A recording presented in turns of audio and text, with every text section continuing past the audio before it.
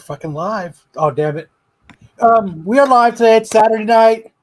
We're on Rennavision. We're on Absolute Geek. We got a real fun show for you tonight. Well, I think it's fun. We got some couple news stories. Sam is dressed for his talent show that he's got to do in an hour. Ish has got some cool Star Trek talk that he wants to do. So we've got our top 5 Clayton Crane covers. We're going to talk all this Clayton Crane madness. Hide your wife, hide your kids, hide your wife, hide your kids. So strap in. Or strap on. Or strap on, strap on. Hey. Whatever you want to do.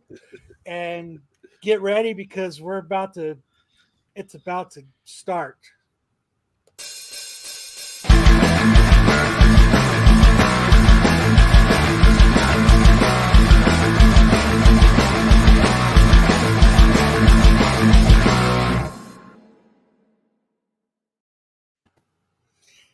So we're here.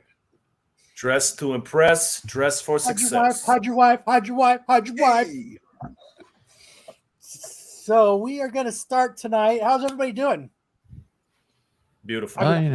I can't stop staring at Sam. I mean, I totally have like a man crush now. It's crazy.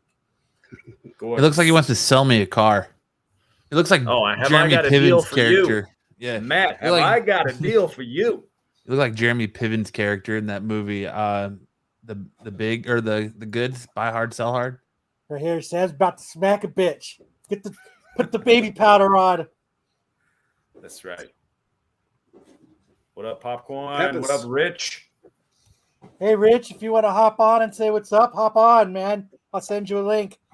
Yeah, we got a lot of. I mean, anything crazy happened to anyone this week? No. For sure. We talked to some crazy lady on Thresholds of Reality. She's got an Airbnb, and her staff is entirely made of ghosts. 15 ghosts that live in it. Wow. Crazy.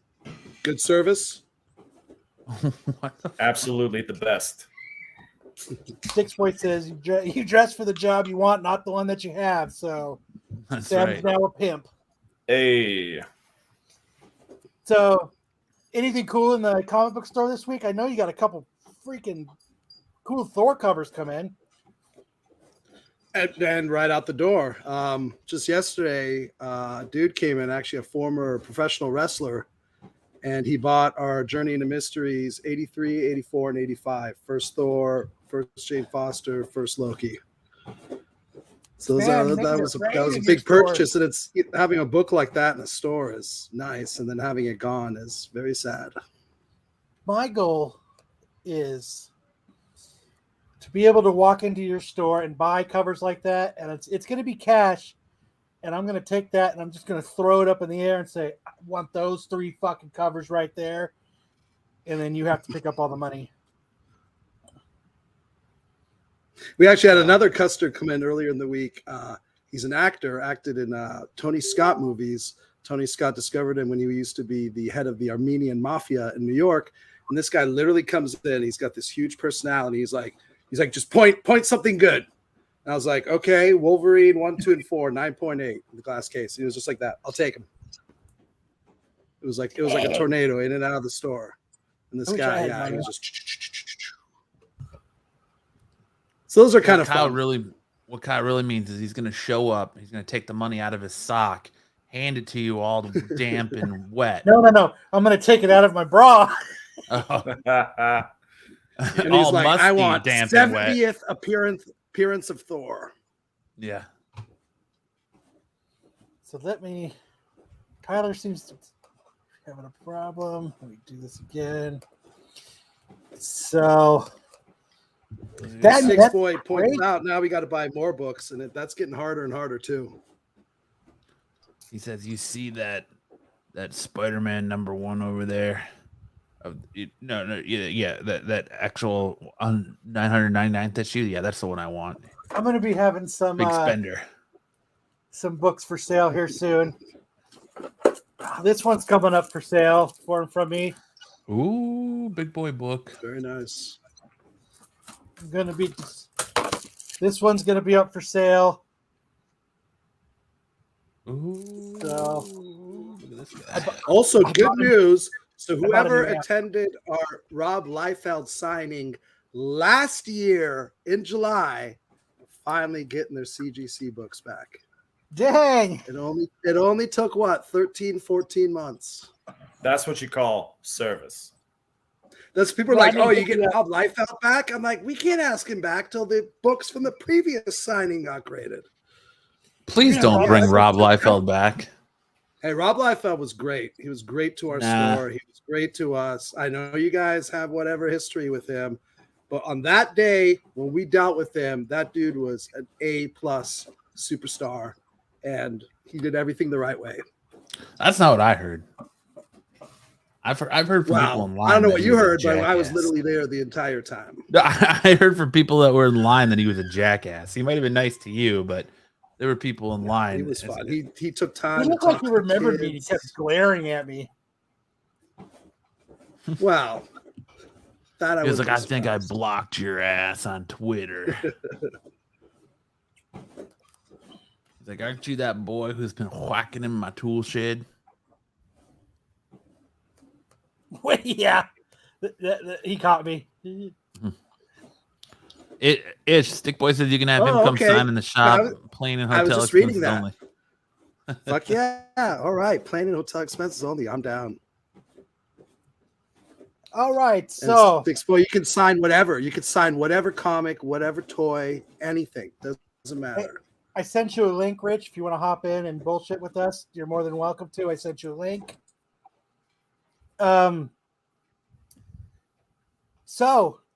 So we can get Sam the hell out of here so he can rule the talent show and win that very badass $3.99 trophy. We're gonna start with Big news. Anime news. Big news. Let's hit it.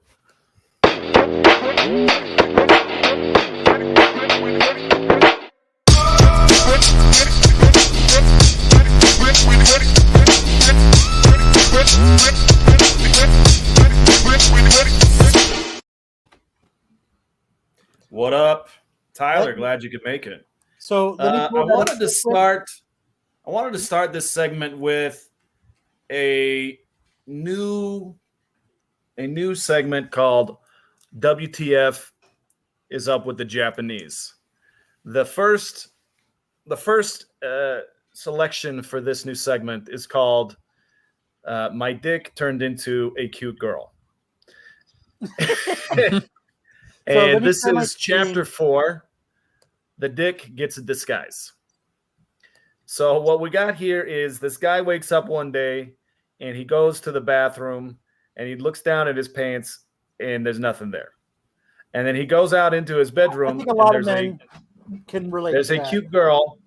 There's a cute girl standing there and she happens to bear a very striking resemblance to his dick. In episode 4, our guy wants to go out and say hi to some friends, but he needs his dick girl to go in disguise. Don't And we all? so I don't know who this girl is. I think she's interested in the main character, but let's keep going, click through. So this is Penis Chan, What is that? and she wants to put on a disguise. And the only problem is when she puts on the disguise, It's more like dick. she looks like a censored penis. So what the F, Japan? What are we doing here? If you guys want to check out Dick Girl Gets a Disguise, go to Manga Dex. Is she attached or did she actually like? She is spawn not out of it? attached. She's not attached. She does her own thing, but the earlier chapters reveal that she very much behaves like a normal penis, other than she walks around on her own. This right here is like my favorite panel. Absolutely. Oh, Absolutely. Stick, remember that song, Detachable Penis? Remember the first time you'd hear that on Beavis and Butthead? No. Oh yeah. You don't remember It's that a song, beautiful Detachable Penis? Mm-mm. Oh, dude, that song's a classic. Yeah, I love how she's kind of just hovering in the back. I'm gonna need a season and episode count of when that's on Beavis and Butthead, please. Yeah, I remember that. You don't remember Detachable Penis? That was a ridiculous song, yes. So that's it for chapter 1 of WTF manga. Sam, I'm loving your look tonight, man. Thanks, man. Hey. Loving that Bostonian accent you're trying to throw down there too. All right. Yeah, I do it all for the memes. All right. Up next, we got three. For the memes. Come on, the memes. Up next, we got 3 release announcements. Chainsaw Man, the anime, is dropping October 11th. Mark your calendars. It's going to be available on Crunchyroll and I think also Netflix eventually, but right now Crunchyroll. Yes, sir. Detachable Penis by, let's see. Trying to find which episode it was. Look. Next up, we got Bleach 1,000-Year Blood War arc, which is the last Bleach manga arc being animated and signals the return and conclusion of the Bleach anime. Will be released October 10th, the day before.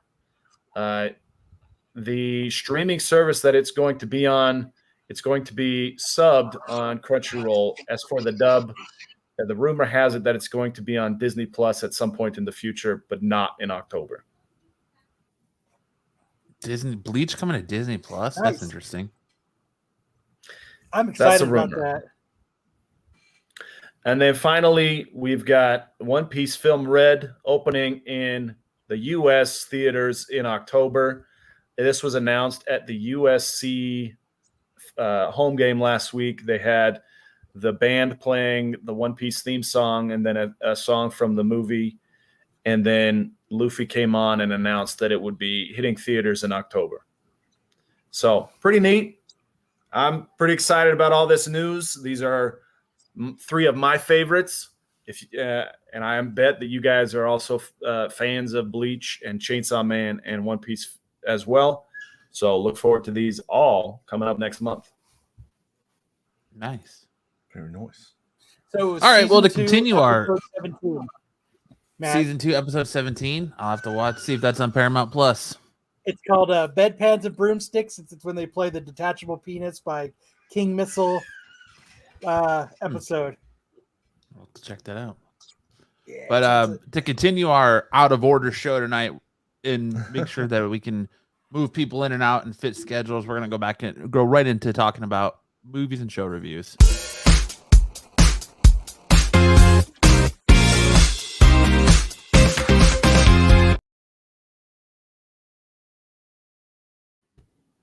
Hey, we brought Tyler, good old Tyler, in to talk a little bit about the Lord of the Rings, the Rings of Power. And I have a feeling him and Ish are about to have a very interesting debate. So to get started on this, why don't you talk about your a little bit of background on your love for Lord of the Rings? Yeah, Tyler's got some bona fides we need to get a hold of.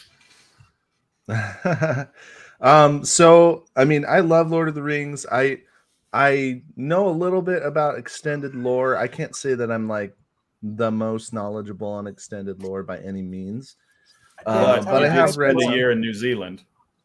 Yeah, so I spent 8 months with my wife traveling around New Zealand, and we did hit up a lot of Lord of the Rings film locations. Yeah, man, it was a lot of fun. I mean, what was that like? Because the sets are just sitting there now, right? Not for most places. I mean, you have Hobbiton, and that's I mean, that's I was going to say you could set visit up. the Shire, right? That's got to be awesome. Yeah, absolutely. It was so cool there, and you know they do tours and they give you some background on some Peter Jackson knowledge and everything.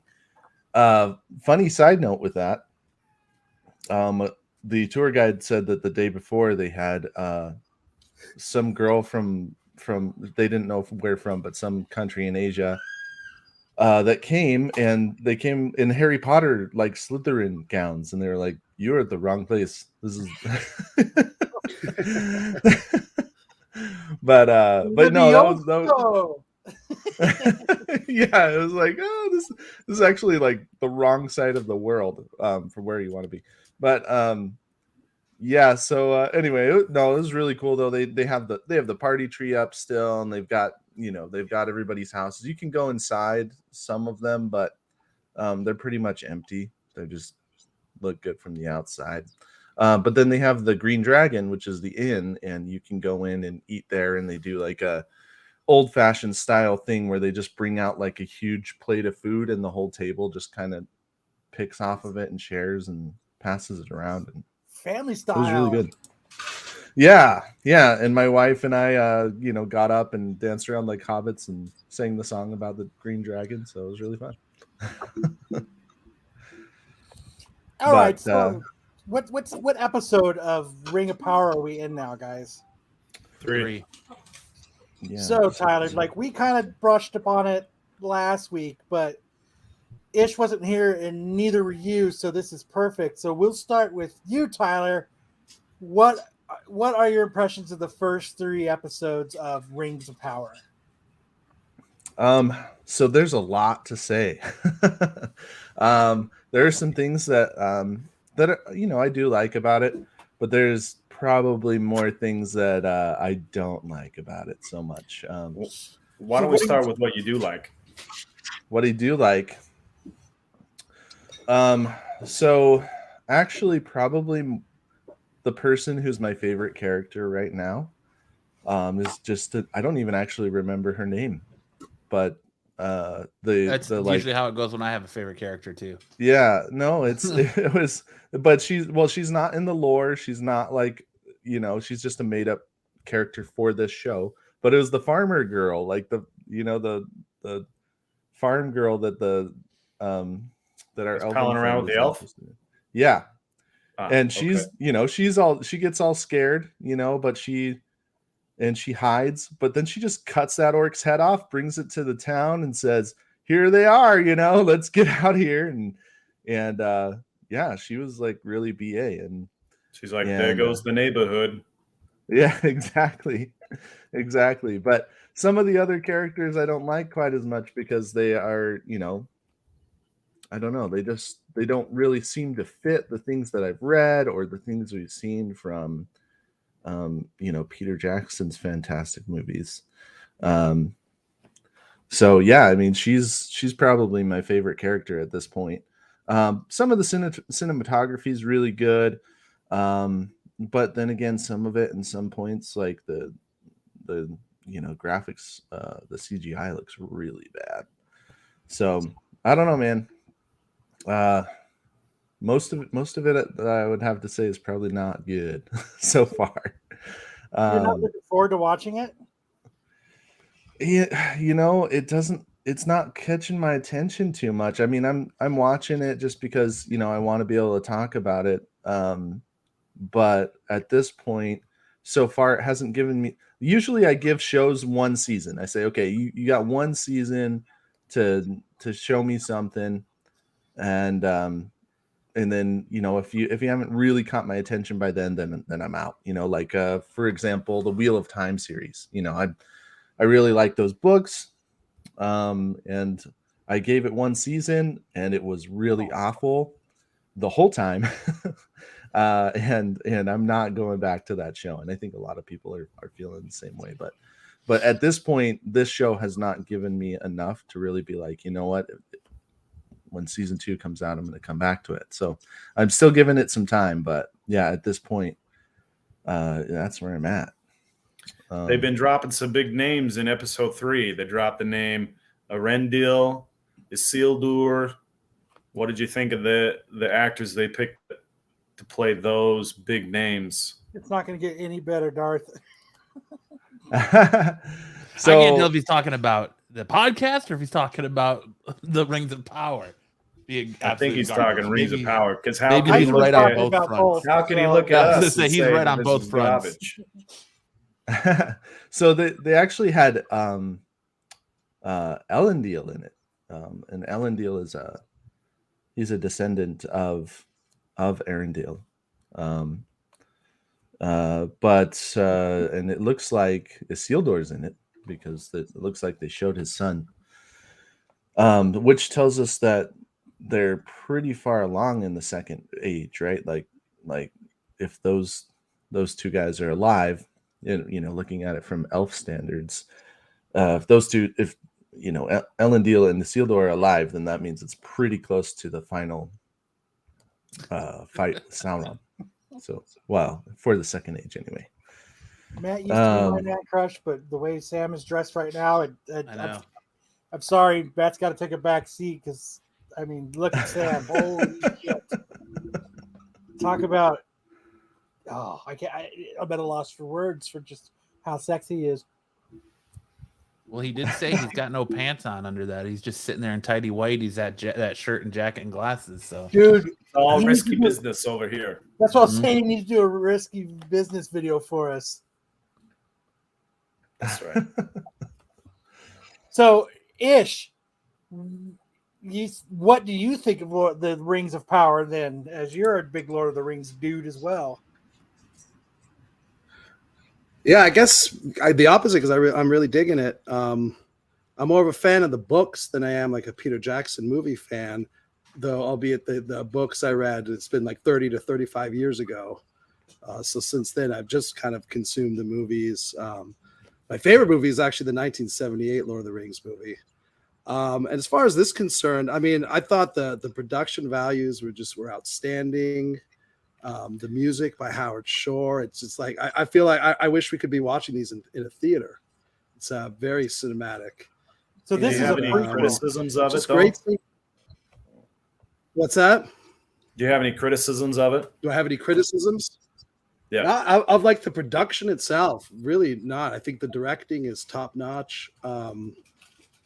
They've done a really good job. And it's great seeing some our favorite characters, so to speak, come back. Elrond and Galadriel, seeing younger versions of them, and just I wish actually this would all take place before everything. When you watch them like Lord of the Rings and they have that little prologue beginning explaining all the history, and you feel like, damn, I kind of want to watch that too. And then we get to this, and even this has like a prologue explaining a whole beginning. And I'm like, now I wish we were watching that. I want a Lord of the Rings where there's no beginning to explain. But well, I mean, this kind so of far, 3 is episodes when. in. What? I'm sorry. What's that? So Ish, you don't think that it's a problem that they're not staying real true to the actual lore? Like Galadriel's supposed to be married and have a kid at this point. Yeah, I mean, Galadriel should be married. She should have a kid. Yeah. I guess they're trying to condense what would be a huge, super long series otherwise. So I assume they're doing this so that we do get a whole kind of a bunch of main events, not just one event at the end of the first season.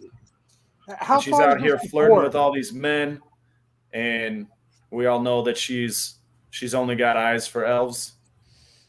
Only got eyes for elves. I mean, we kind of are looking at the part that is the monologue at the beginning of the Fellowship.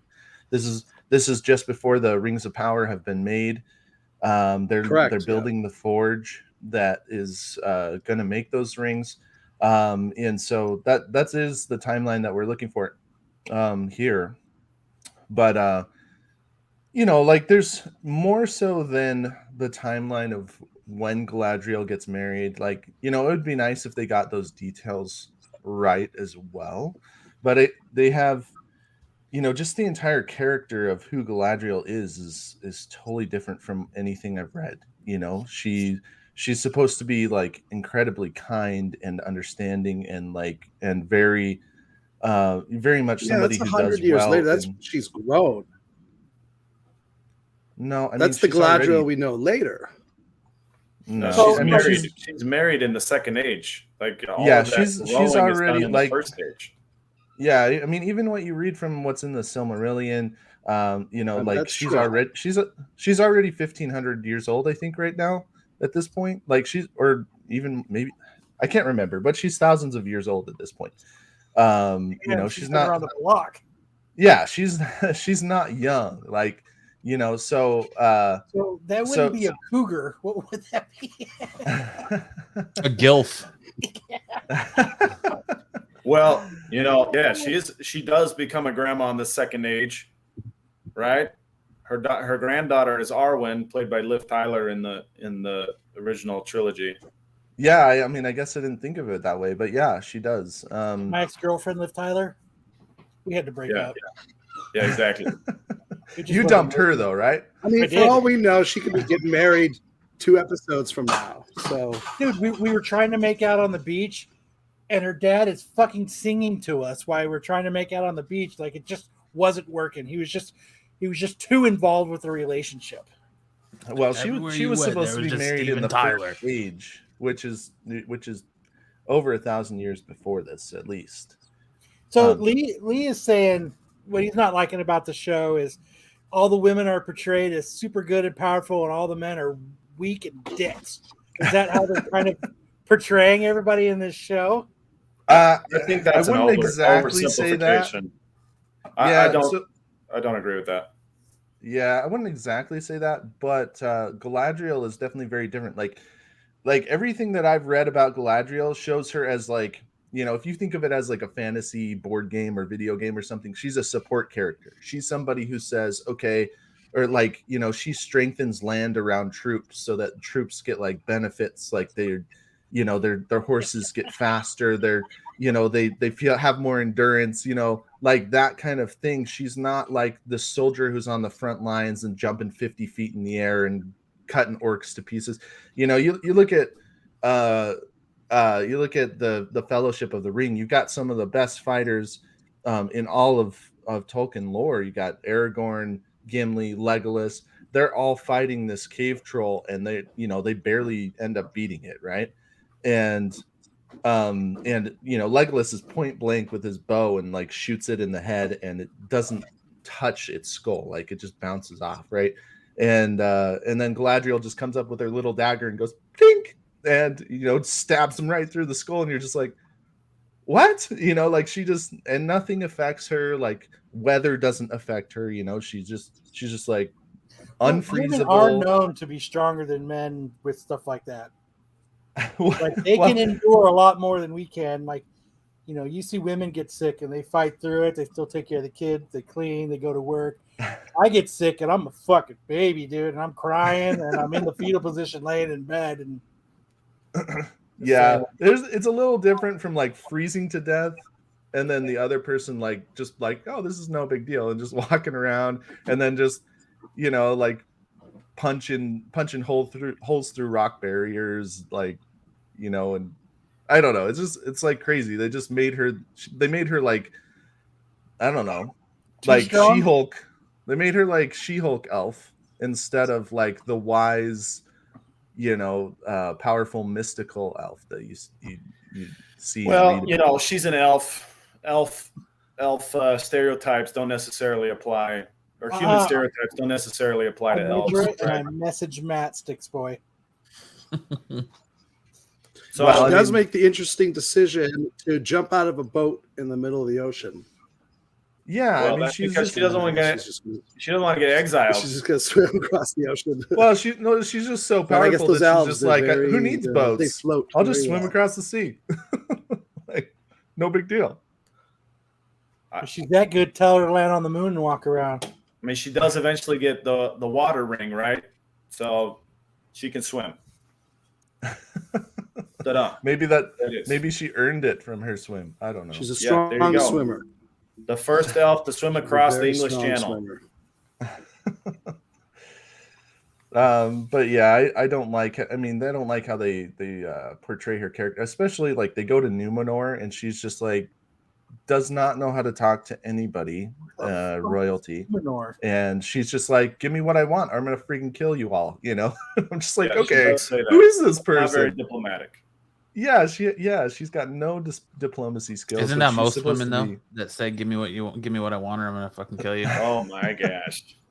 No. They don't say I'm going to kill you. What they do is they close their Well, lips. that was awkward for her to show up to Numenor as an elf, though. There was a reason that was awkward, because the elves had saved them, and now the Numenorans have trouble like accepting that they were saved by elves. So they kind of play it off, and they resent elves. So when she shows up, that resentment is like right there, front and center. Yeah, but being the like regal diplomatic person that we know of from Tolkien's writings, she would definitely know that. She's very knowledgeable about that, and she should be able to handle that situation, you know. Well, I feel that the Galadriel you're thinking of, I feel that that's the character she's going to end up growing into.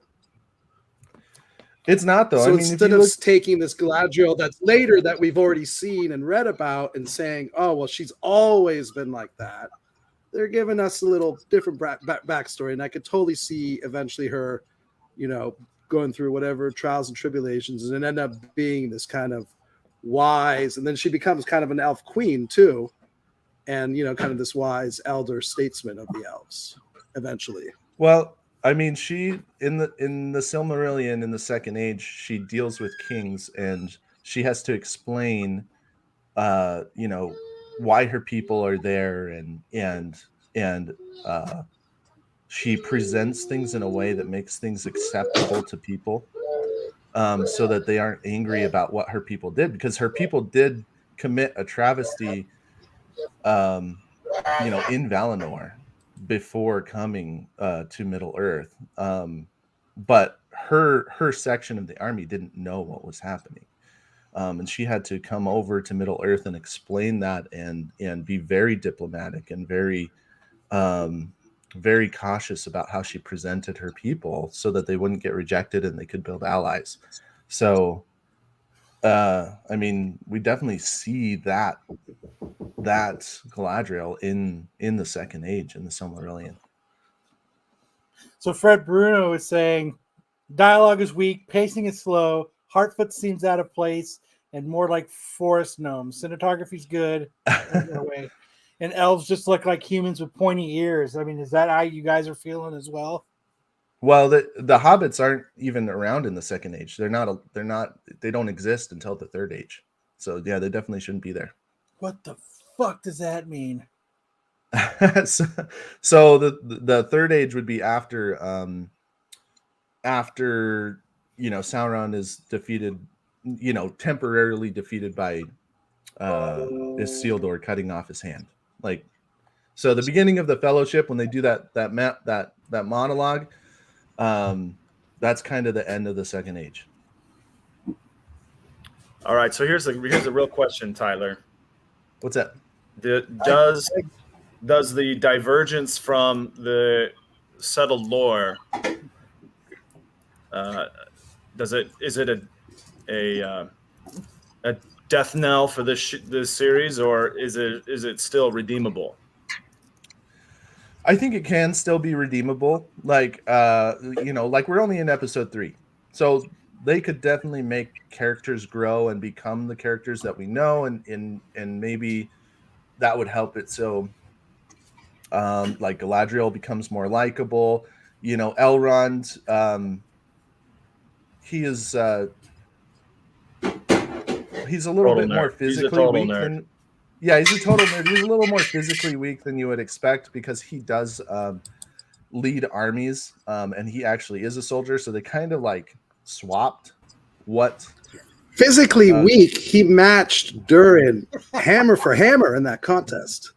Yeah, you know, that's the opposite of physically weak. He did. He showed how he had the strength of the dwarves. He did challenge him, but he got whipped pretty bad. Like Durin didn't seem like he did not get whipped pretty bad. They were hammering for hours, rock after rock. They even went away to another storyline and came back, and they're still breaking the rocks. That's why I get Viagra, so I can hammer for hours. Yeah, Elrond showed.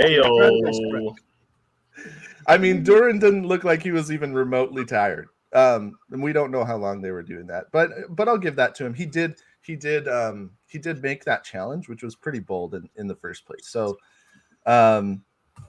I don't know. I mean, I'd like to see more development from him. We haven't seen that much from him yet, and that is part of why I say it is redeemable. They could show us more sides to Elrond. Maybe it's just not there yet, you know. But thus far, you know, I just haven't seen what I would like to. But you know, like I said, we're in episode 3. There could be a lot more that happens. So I mean, like, Ish, you're enjoying the character build and all of this. Like, this is like you're liking where it's at, right? Like, I mean, I haven't watched it. I haven't got around to it because it always seems to drag out. Well, the first couple episodes are definitely going to be setting up the show, and there's a lot of characters. So, I mean, I think it's normal to expect the first couple episodes to be a little bit slow. Are there any I think we women got there you would like to ways to go. Clayton Crane?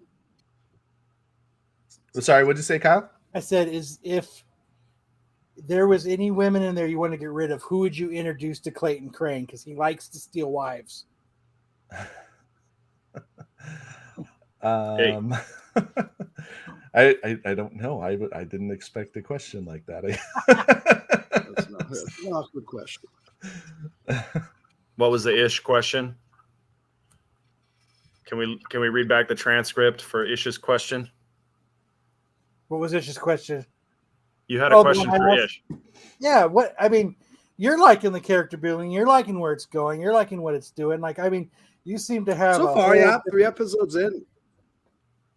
I'm in. You know, let's see how it goes. There's a long way to go still in the show, but so far I'm digging it. Is it this season? I think it's 10 episodes. I think they're going to do 10.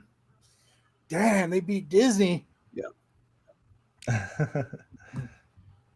So that's 10 too many, in my opinion.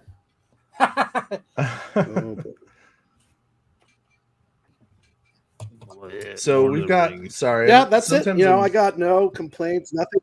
Shake my fist at. Nothing grinding my gears. Maybe I'm just such a Tolkien fan. I'm just like, I'll take it. I'll take whatever. You know, let my bias. Yeah, I think there's overwhelmed. a fair amount of critique. They're taking a fair amount of license with the source material, and maybe it'll work out so that we see what they're. Well, I think they made it clear that they don't really have access to most of the source material, right? This is based on appendices, so I guess this kind of puts them in that removed position because they can't really refer to anything in the Silmarillion. Almost asks like, why are you doing this if you can't do the Silmarillion? But this also gives them the opportunity, I guess, to kind of do their own thing. I did the Silmarillion without leading, without being. Now you have a kid. You know, they're not slaves now to the Peter Jackson movies. They can eventually move on to their own and keep telling more stories, which, you know, hopefully they're good stories. Honestly, it kind of feels like a what if to me, like Marvel's What If series. Like that's kind of what it feels like to me. But I mean, it's not. I mean, if I didn't know anything about the character, like if I you know hadn't read any extended lore or didn't know much about the characters, it'd probably be honestly more enjoyable. And I can see a lot of people getting into it who just haven't done that, and most people I don't think most people have really read too much extended lore, so outside of that, a lot of extended lore, or is this other people writing extended lore? Yeah, Tolkien wrote a bunch. Yeah, he wrote a bunch, and then his son has written some of it and filled in some of it. But yeah, Tolkien wrote. I mean, what it's based on the appendices. A lot of people who probably read Lord of the Rings never even bothered to read all the appendices at the end. You were just happy to be done with the book. I don't even know what that word means. So,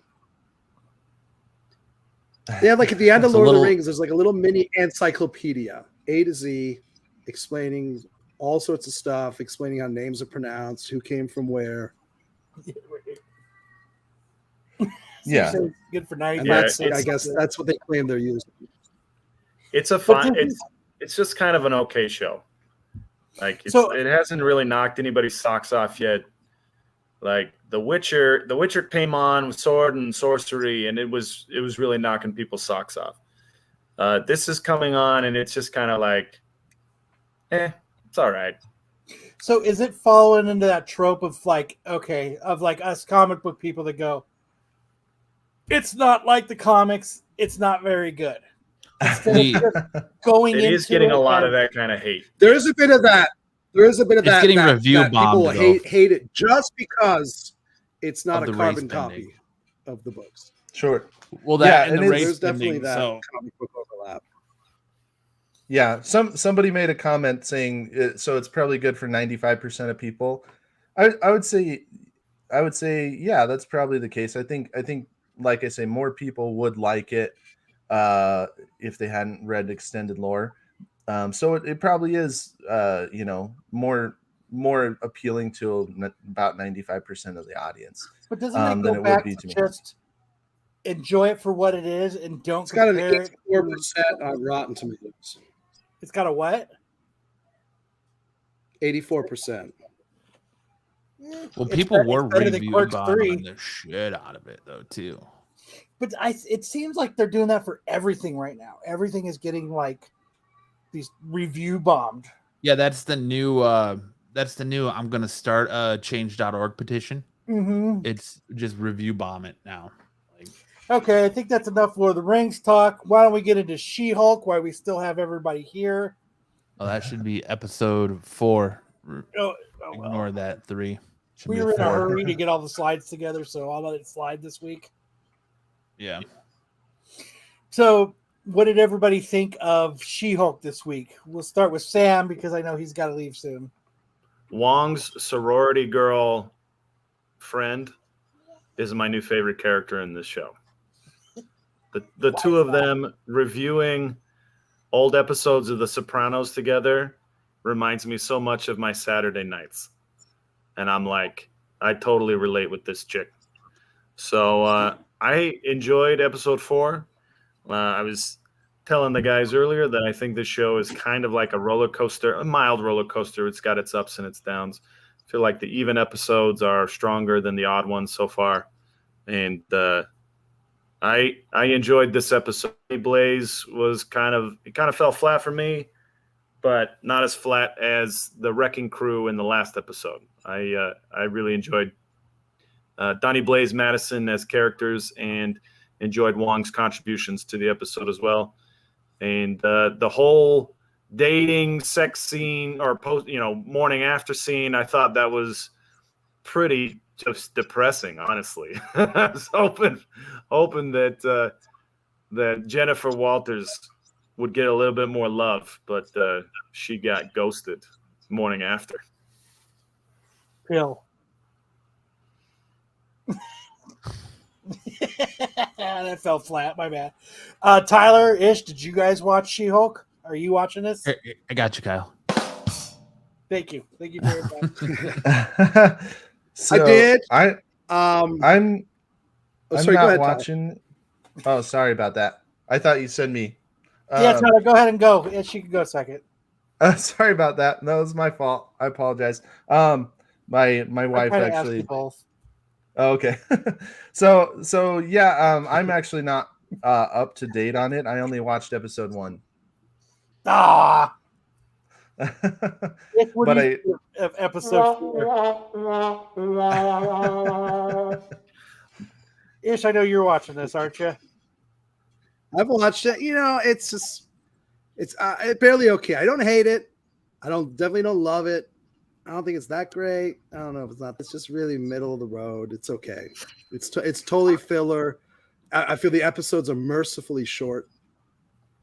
Yes, Patrick, any it was. I more, and said it's that like, I'd get we were in a tired of hurry to get the slides together, and I accidentally I didn't Episode change 4, the episode number. What did you think, Matt? Blame me. I mean, I guess I'm the minority on this panel. I've liked every episode so far. I was okay with watching her twerk with Megan Thee Stallion because I think she's dummy thick, and I'm a mark for that, and I'm all good. I like the dating stuff. I thought that stuff was funny. I was a little sad when she kind of got rejected, and the next morning is Jennifer Walters instead of She-Hulk.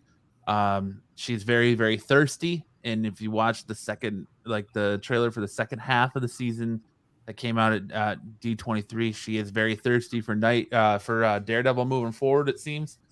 I am kind of starting to feel like, I said it last night on Absolute Geek, I'm kind of feeling like these shows are, if you're speccing on this stuff, what are you doing at this point? Like, after all these shows, if you're still trying to spec on these Disney Plus shows, what are you doing? I mean, we should have learned our lesson from Mephisto, but everyone was like, oh, well, Johnny Blaze. There's a poster for Johnny Blaze. There's a poster for Johnny Blaze.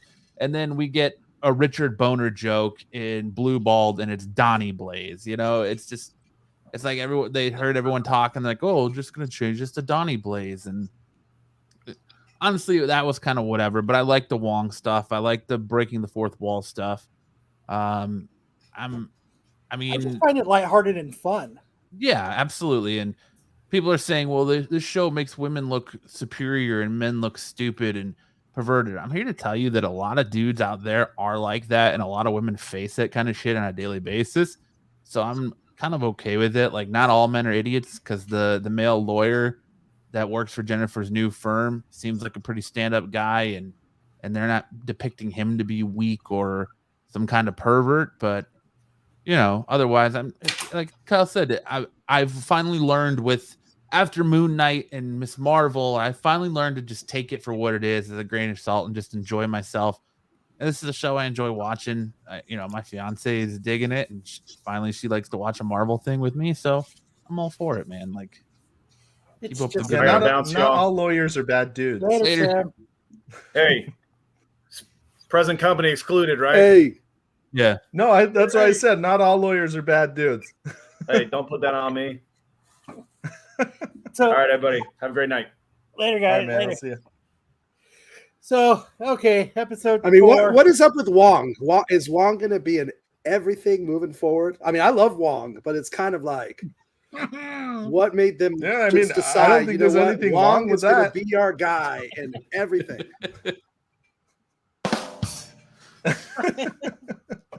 I'll give it to you, Tyler. No, I'm okay with Wong being in everything. Yeah, so far he makes. I mean, I want to see more of his adventures with Madison. I'm okay with that, but he's the Sorcerer Supreme. He's probably the guy that they can get and not have to pay an ass ton of money to get him to be in these shows. Maybe that's why. Maybe he's like, I'll do it. Just give me lunch. He's definitely not he's not commanding a Benedict Cumberbatch style salary to just show up in these little Disney Plus shows. Mark Ruffalo was like, look, I'll give you 2 episodes, 3 episodes tops, and then you got to write me, and then I got to be sent into space because you can't afford any more than that. Right. The budget ran short with Charlie Cox is like, I'm not doing anything. I'll do it for a ham sandwich and a hot cup of coffee. So just there he is. Irrelevant. Yeah. Like, I ain't got nothing else going on. Do you think there's a deleted scene out there with she banging the dude in She-Hulk form, or he banging her? She bang. I hope so. I hope it's on Brazzers or Pornhub, because I would totally go watch it. Well, it probably already is. Someone asked me about the Disney episode. I'm like, no, in the episode, she does it with the dude as She-Hulk, and he was like, he was like, what? Yeah, because they kind of give you think when you see her the next morning, like, she's Jennifer again, and you're like, oh, maybe she just de-transformed and they banged out, and then he's like shocked to see her and doesn't understand what's going on. Then you're like, no, Yeah, he totally banged her out as clear She-Hulk. Yeah, she was hulked out. So does that make him a Hulk then? Like, because I mean, like there's some bodily fluid transactions taking place there. Isn't it just blood? They use protection, man. Maybe he's gonna be a Red Hulk. He could have a PSA for monkeypox. There you go. Yeah. So as somebody kind of on the outside looking in, because I haven't seen the newer episodes. Wong's in it so far. Has Daredevil shown up yet? Not yet, no. Okay. I bet you it's going to be closer to the end. Yeah. But this, I thought this was only 10 according episodes. to IMDb, he's in 5 episodes. Well, that's a lie. We have determined that was a lie. No, because this series is going more than 10 episodes. Oh, is it? Yeah. Well, Is it? No. more than the 6. Sorry, because normally Disney Plus stuff is like 6 episodes, isn't it? Or Yeah. yeah, it's 6 episodes. So 6 it's to going 10. more than the 6 episodes. Let's see. So maybe he Yeah. shows up next week.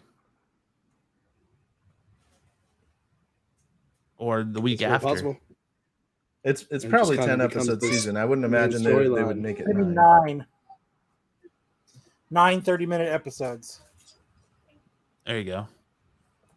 So So yeah, he'll then probably be in this 5, week's 6, episode 7, going 8, forward. 9. We're 4 in, so that means he's in every episode left.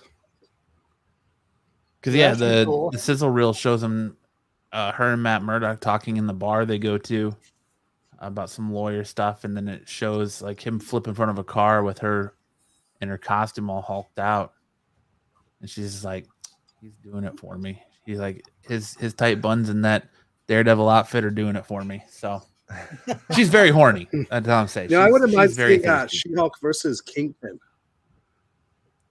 I think that would be a That fun would be kinda matchup. fun to Kingpin watch. versus She-Hulk. So, all right. Well, some like it, some don't. It's all good. But I've Just seen a give lot it of chat one middle, talking the maybe chat one for down, one middle. this one. Again, same issue. In a rush to get the slides together, forgot to change episode to 3. So ignore the screen. It is actually episode 3. I'm gonna hop in the chat right now and be like, "Hey, this is episode 3." Yeah. I'm sure somebody will. Yeah, But- I'll fix that. I am enjoying the hell out of this show. If you're not watching House of Dragons, it is very, very good. It has pretty much erased the bad taste in my mouth that the final seasons of Lord of the Rings left. Despite his stupid The face, final scene of Game of Thrones. or sorry, Game of Thrones. Did I say Lord of the Rings? Yeah. Yeah. Yeah, because too Yeah. much Lord of the Rings talk. But yes, Game of Thrones. Sorry, same, right? Same. But I mean, despite his stupid face, I'm really liking Matt Smith in this series.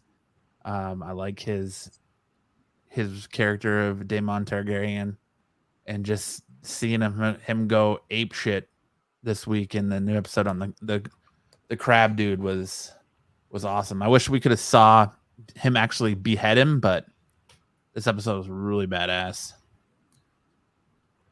But So is Sean Bean in this or what? who? Sean Bean? Sean Bean. Yeah. He dies in like the first. I forget the character's name. He's like the head of that. I didn't really watch Game of Thrones, but he's the head of that like house with the wolf or whatever. Oh, this takes place like 170 years before Game of Thrones. Oh, gotcha. So no Sean Bean. Dang it. No, but Says you mean Ned Stark? oh, Yeah, you mean Ned Stark? Oh, okay. I was like, who? Yeah, no, this takes place like 170 years before Game of Thrones. But yeah, there's a lot of beheadings in episode 1. A lot of mutilation. Dudes getting their junk cut off. Yeah. But this one is there's a lot of political play and stuff here in this episode. I mean, Game of Thrones kind of had the same thing, the original series, but I just like, Matt Smith's character, and they're all at the war with the crab people, That and the is king true. sends a what? Yeah, he dies in every movie he's in. Dude, I don't pay attention to every actor's name. Come on now. But just watching him go ape shit after his brother basically said, "I'm sending troops to help you in this war because I think you're weak and you can't handle it on your own." He just flat out goes into this army one-on-one against everyone else, and just ends up fucking destroying everyone before a dragon shows up. So this show's a lot of fun, but I'm enjoying it. And my biggest gripe with this show is just the time jump, because like there's a time jump of 2 years, or sorry, 1 year from the first to second episode, and then 2 to 3. I want to say it's a 3-year time jump, 3-year time jump. So it's just the time jumps are what really get me, because I want to know like what happened in between. Yeah, that does seem odd. Like, because normally shows will have that kind of jump in between seasons, not in between like 1 to 2 and 2 to 3 in the episodes. You know. Yeah. I mean, that was kind of part of the death of Walking Dead as well, with these time jumps. Yeah. But like Tyler said, in that formula, they did it from season to season. But this is like every episode, there's a time jump. Are they bouncing back and forth, or they just keep going forward? No, they just keep going forward. Like the events that, like, so episode 1 you watched, right, Kyle? So the queen dies and the son dies. So in episode 2, it's already been a year. They say how it's been a year since those events happened. And then at the end of episode 2, you find out that the king is going to take a new wife. And in episode 3, you find out that the king had a son with the new wife, the hand of the king's daughter, and they're celebrating his second name day, which is like his second birthday. So that's going to be a 3-year time jump from episode 2 to episode 3.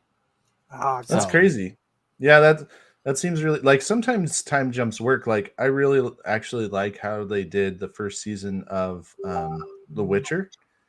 You know, how they had those that you didn't really see the full, you know, everything that was happening until like episode 5 or 6, you know. But this seems odd. I mean, I haven't watched any of House of Dragon, but yeah, those types of time jumps that do make me feel like I want to be like, what, you know, same as you, like, what's happening here? Like, what the heck's going on? You know, where's the story? But I mean, it kind of feels like it keeps it fresh though, because like you don't have those lull points in the story that I felt like the first not Lord of the Rings, but Game of Thrones series had. Like, you had those first couple seasons, you had those lull points in between like major events, and this one is just like, this happens and then you go to this and this, so it just keeps the story moving, and it makes sense as far as like setting the character pieces where you want them to move to have these time jumps. But it's still just kind of weird that you're jumping all over the place. Yeah. But, so well, guys, I actually have to get heading out, but it was good talking to you guys. Yeah, thanks for stopping on and talking some Lord of the Rings. Don't be a stranger. I hope to see you again. Open invite anytime you want. All right, guys. Thanks a lot. Have a good one. Thanks a lot, Tyler. Yep, bye. So, for Darth, why don't you, we don't have a slide for it, but why don't you talk a little Cobra Kai? Season 5 of Cobra Kai dropped yesterday. I've already binge watch, and the good old Netflix ability to binge watch all 10 episodes. I really liked it, man. Like, you kind of see Terry Silver take over. Like, if you watch it, season 4, you know that Miyagi-Do and Eagle Fang lost the All Valley. Hawk won, but Tori Silver pays off the ref to make Tori beat LaRusso's daughter, and Sam. And so Cobra Kai won the All Valley, and the bet was that if Cobra Kai wins the All Valley, Miyagi-Do and Eagle Fang have to shut down. So you kind of see that, the fallout from that in this season, where the bad guy from, I think it's Karate Kid 2 and 3 come back in this season. And they kind of help Daniel take on Silver, and you kind of see some growing up with Johnny. You find out that I don't want to tell spoilers because there's probably people that are watching it. So because it just came out yesterday. Yeah, I don't want to spoil it too much and touch on it, but I really liked it. They take the characters in interesting directions. I think they handle the stuff with Silver very well. I'm excited to see where it goes. I'm excited to see what season 6 gives us. I have a pretty heavy feeling that season 6 is going to be the final season, because where they kind of end things, there's still some unfinished conflict with some ex-senseis from Cobra Kai, put it that way, that haven't been wrapped up yet. But everything else, as far as like Karate Kid goes, it just kind of fits nice in the ending. So Dart's is keeping his man crush alive. Hey, man, I just, like I said, I don't want to I don't want to ruin it for people since it just came out yesterday, and not everyone's like me and like, oh, I gotta binge watch this right off the bat. All right, But- well, let's not spoil nothing. Let's get into news then. All right, we're going to get into some news here now.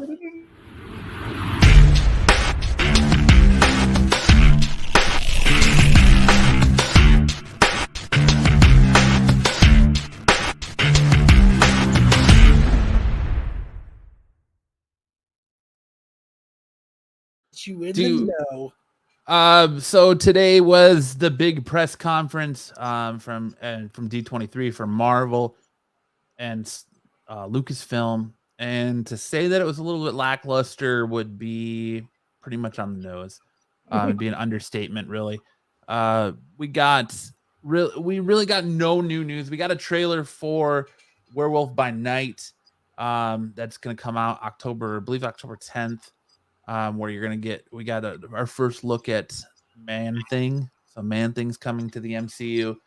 And then we got just some news. We got the teaser trailer for Secret Invasion that they showed at San Diego Comic-Con Hall H. They finally dropped that for the public to see. You got a little bit more information on Cap 4 that they're gonna bring back the leader who was last seen in the Edward Norton Hulk movie coming back.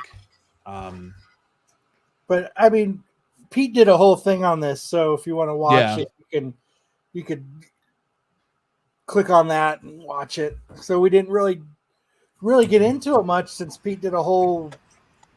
Yeah, Fantastic Four. Like everyone was, and myself included, was expecting some sort of Fantastic Four casting news because there was just rumors rampant that Denzel Washington was at D23 and all this other stuff that, all these big names were there, and that did not come to fruition. That did not happen. All we got was the announcement that Matt Shakeman, who did WandaVision, is going to be the director of Fantastic Four, which we all kind of already knew. But that was pretty much it as far as like D23 goes. You got your first look at Mandalorian season 3. You got a good look at a new trailer for Willow, which looks really, really good. Really excited for Willow.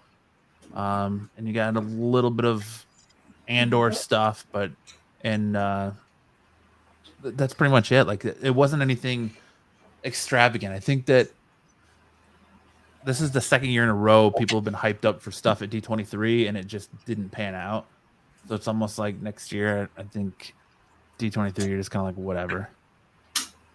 Yeah, that's pretty much it. Lopez hit it on the head. Underwhelming, but it's what he expected. So that's kind of what it was, is that you expected much and you didn't get it. But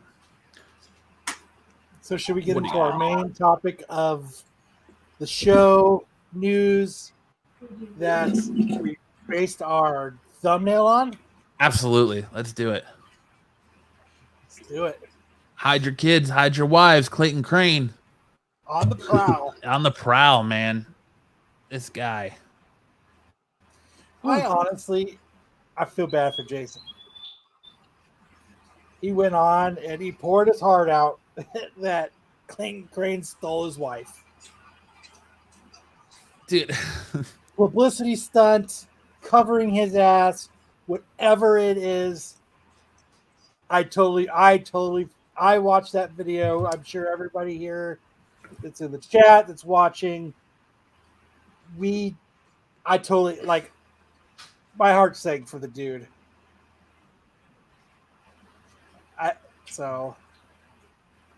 Matt.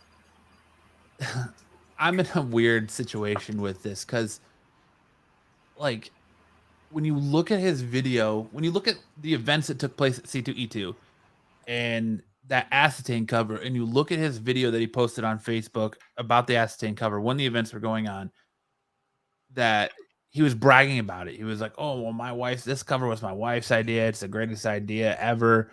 Blah, blah, blah, blah, blah. Me and Creighton are good friends, yada, yada, yada. And then, so he gets in hot water for the Ascertain events. And then he goes to Boston and he pulls the power move of just leaving a table with dumb suckers on it. and now he gets backlash from that, and it seemingly you think that would be the final nail in the Black Flag coffin, right? And then he releases a video online of himself crying, saying that all this is because Clayton Crane stole his wife, and how Clayton Crane told him, "No, well, hide your wife. Yeah, I want to get back with my ex, my high school sweetheart, and I'm going to travel Europe, and she's going to be my muse, and she's going to get her name and artwork all tattooed over her body, and all this other stuff." And you don't, good friends. You don't really know what Clayton's side of it, because as far as I've seen, he hasn't come out and said a word. And I don't know, man. It's just, I just think that's a big thing to come out as a publicity stunt, as a cover your ass. That's a big thing to come out and say. My wife of 20 years left me for Clayton Crane. That is to sit there and cry about It's it. a fishing It's got trip. to be. what ish? It's a fishing trip. He's fishing for sympathy. So you think it's sympathy where he's trying to save his ass, and it's not. To go public like that and have this public meltdown. I mean, part of me was like, well, this is really pathetic and embarrassing. And then part of me was like, this might be like his weird way of PR of getting you to like not think of Black Flag so bad because dude was done wrong by other dude. But like he was like, Clayton's my best friend, and he's sleeping on my couch. Why is this dude who's got some of the best covers in the game sleeping on someone else's couch? Yeah. You know, kind of shows the underbelly of the industry. Like it's not Right. not all rainbows and pots of gold, and comic books. It's there can be some pretty creepy people and ugly personalities and whatever, and backstabbers and.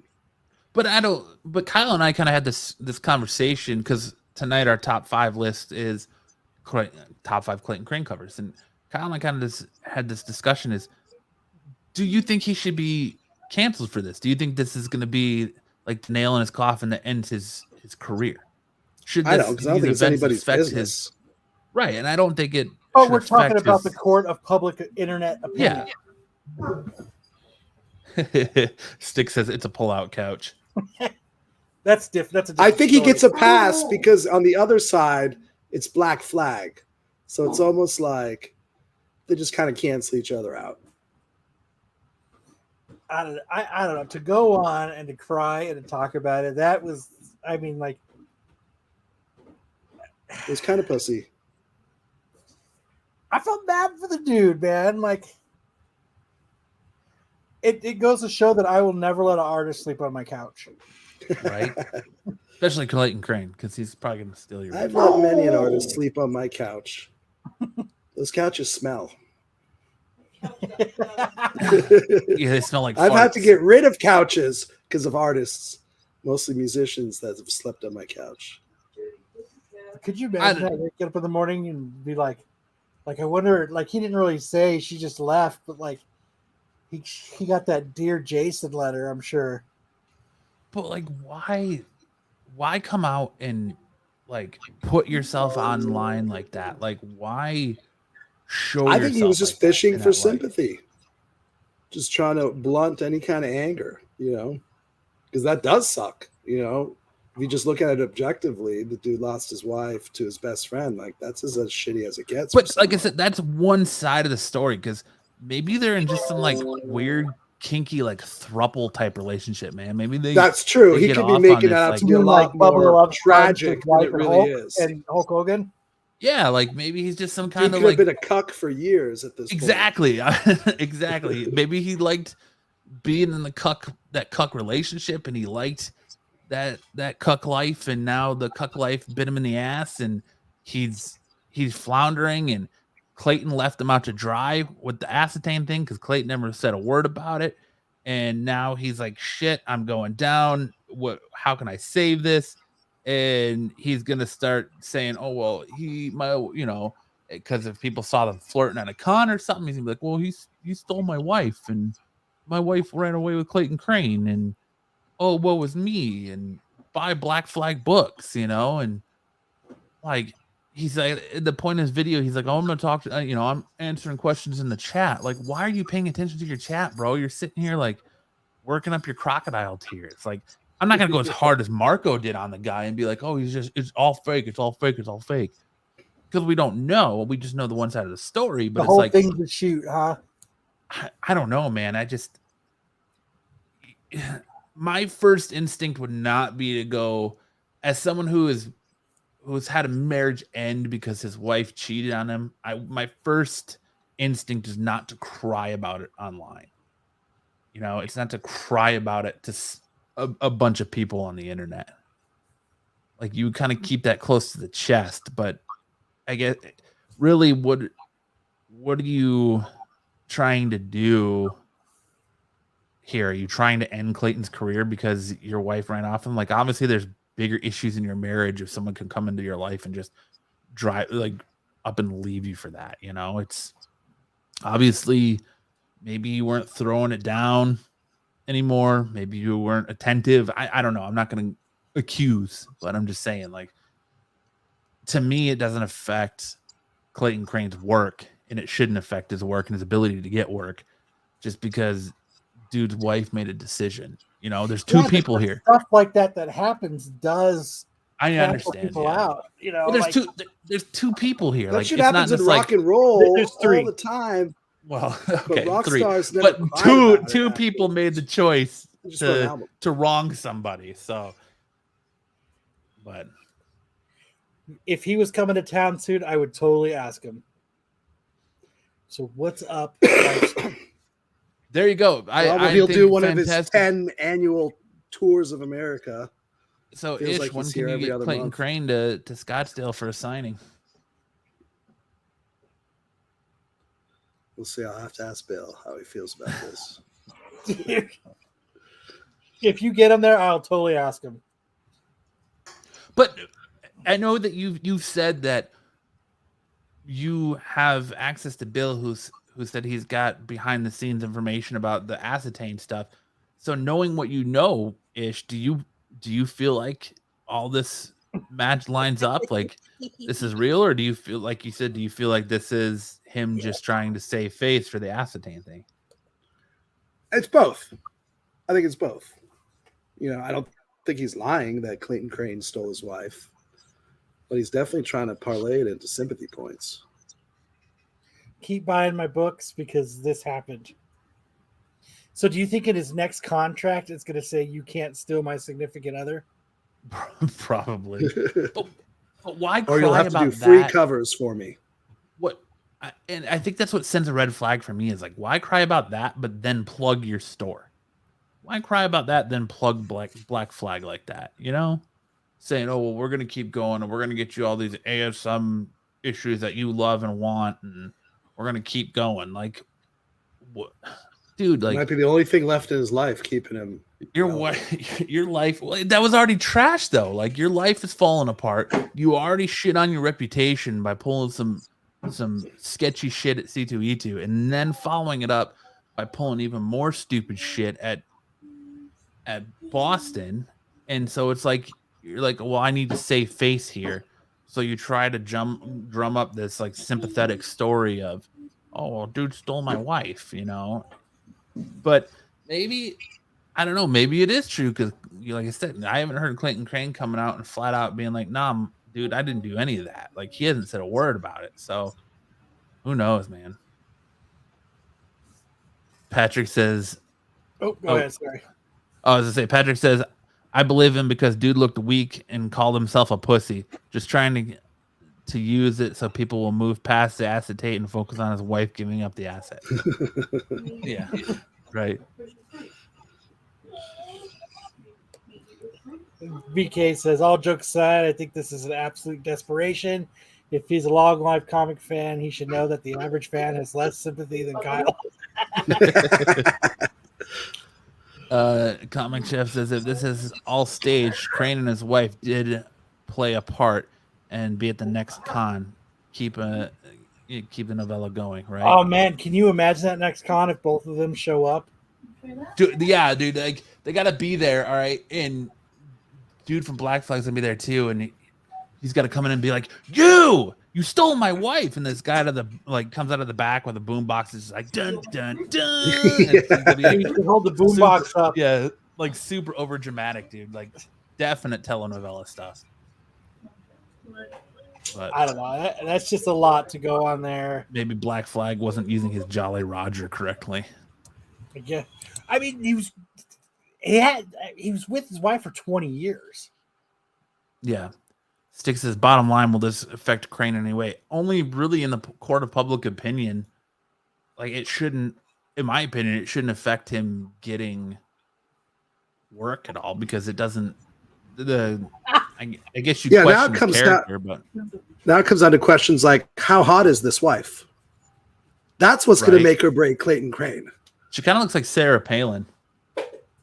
Well, she wears those kind of glasses. She's not. Yeah. Like I don't know if you guys used to actually watch their sales. Like I've watched Black Flag sales and stuff since they've been on, since the beginning. And his wife, like Jason was never on any of the episodes, like she was the person that was on the screen when they were doing their sales. You know what I mean? Like she was. I mean, smart, like hot nerd, bunch of lonely nerds watching a hot chick sell comics. Why do you think like what's her face on Whatnot is so popular? I can't think of her nerdy chick or whatever on Whatnot. Yeah.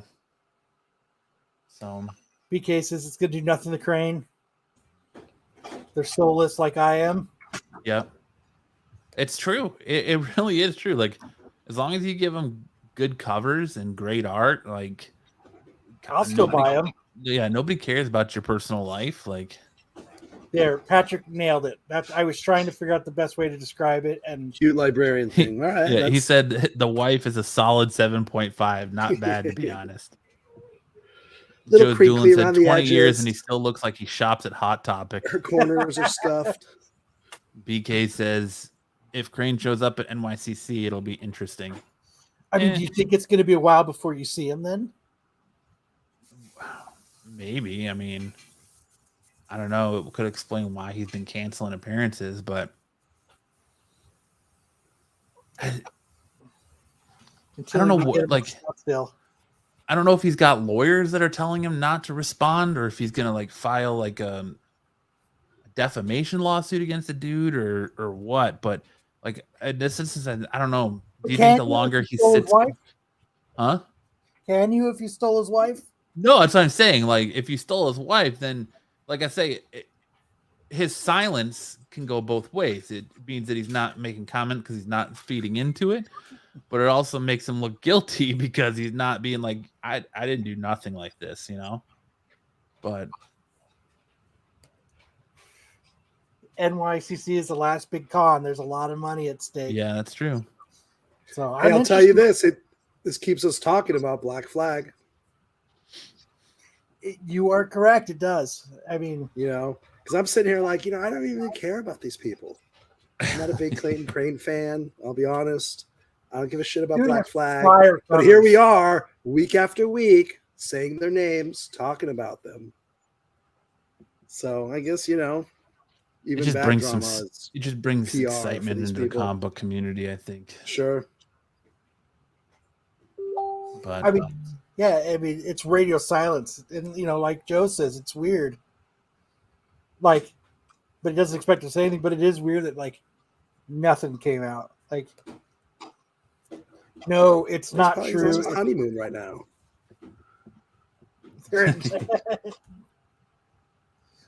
yeah, I don't know.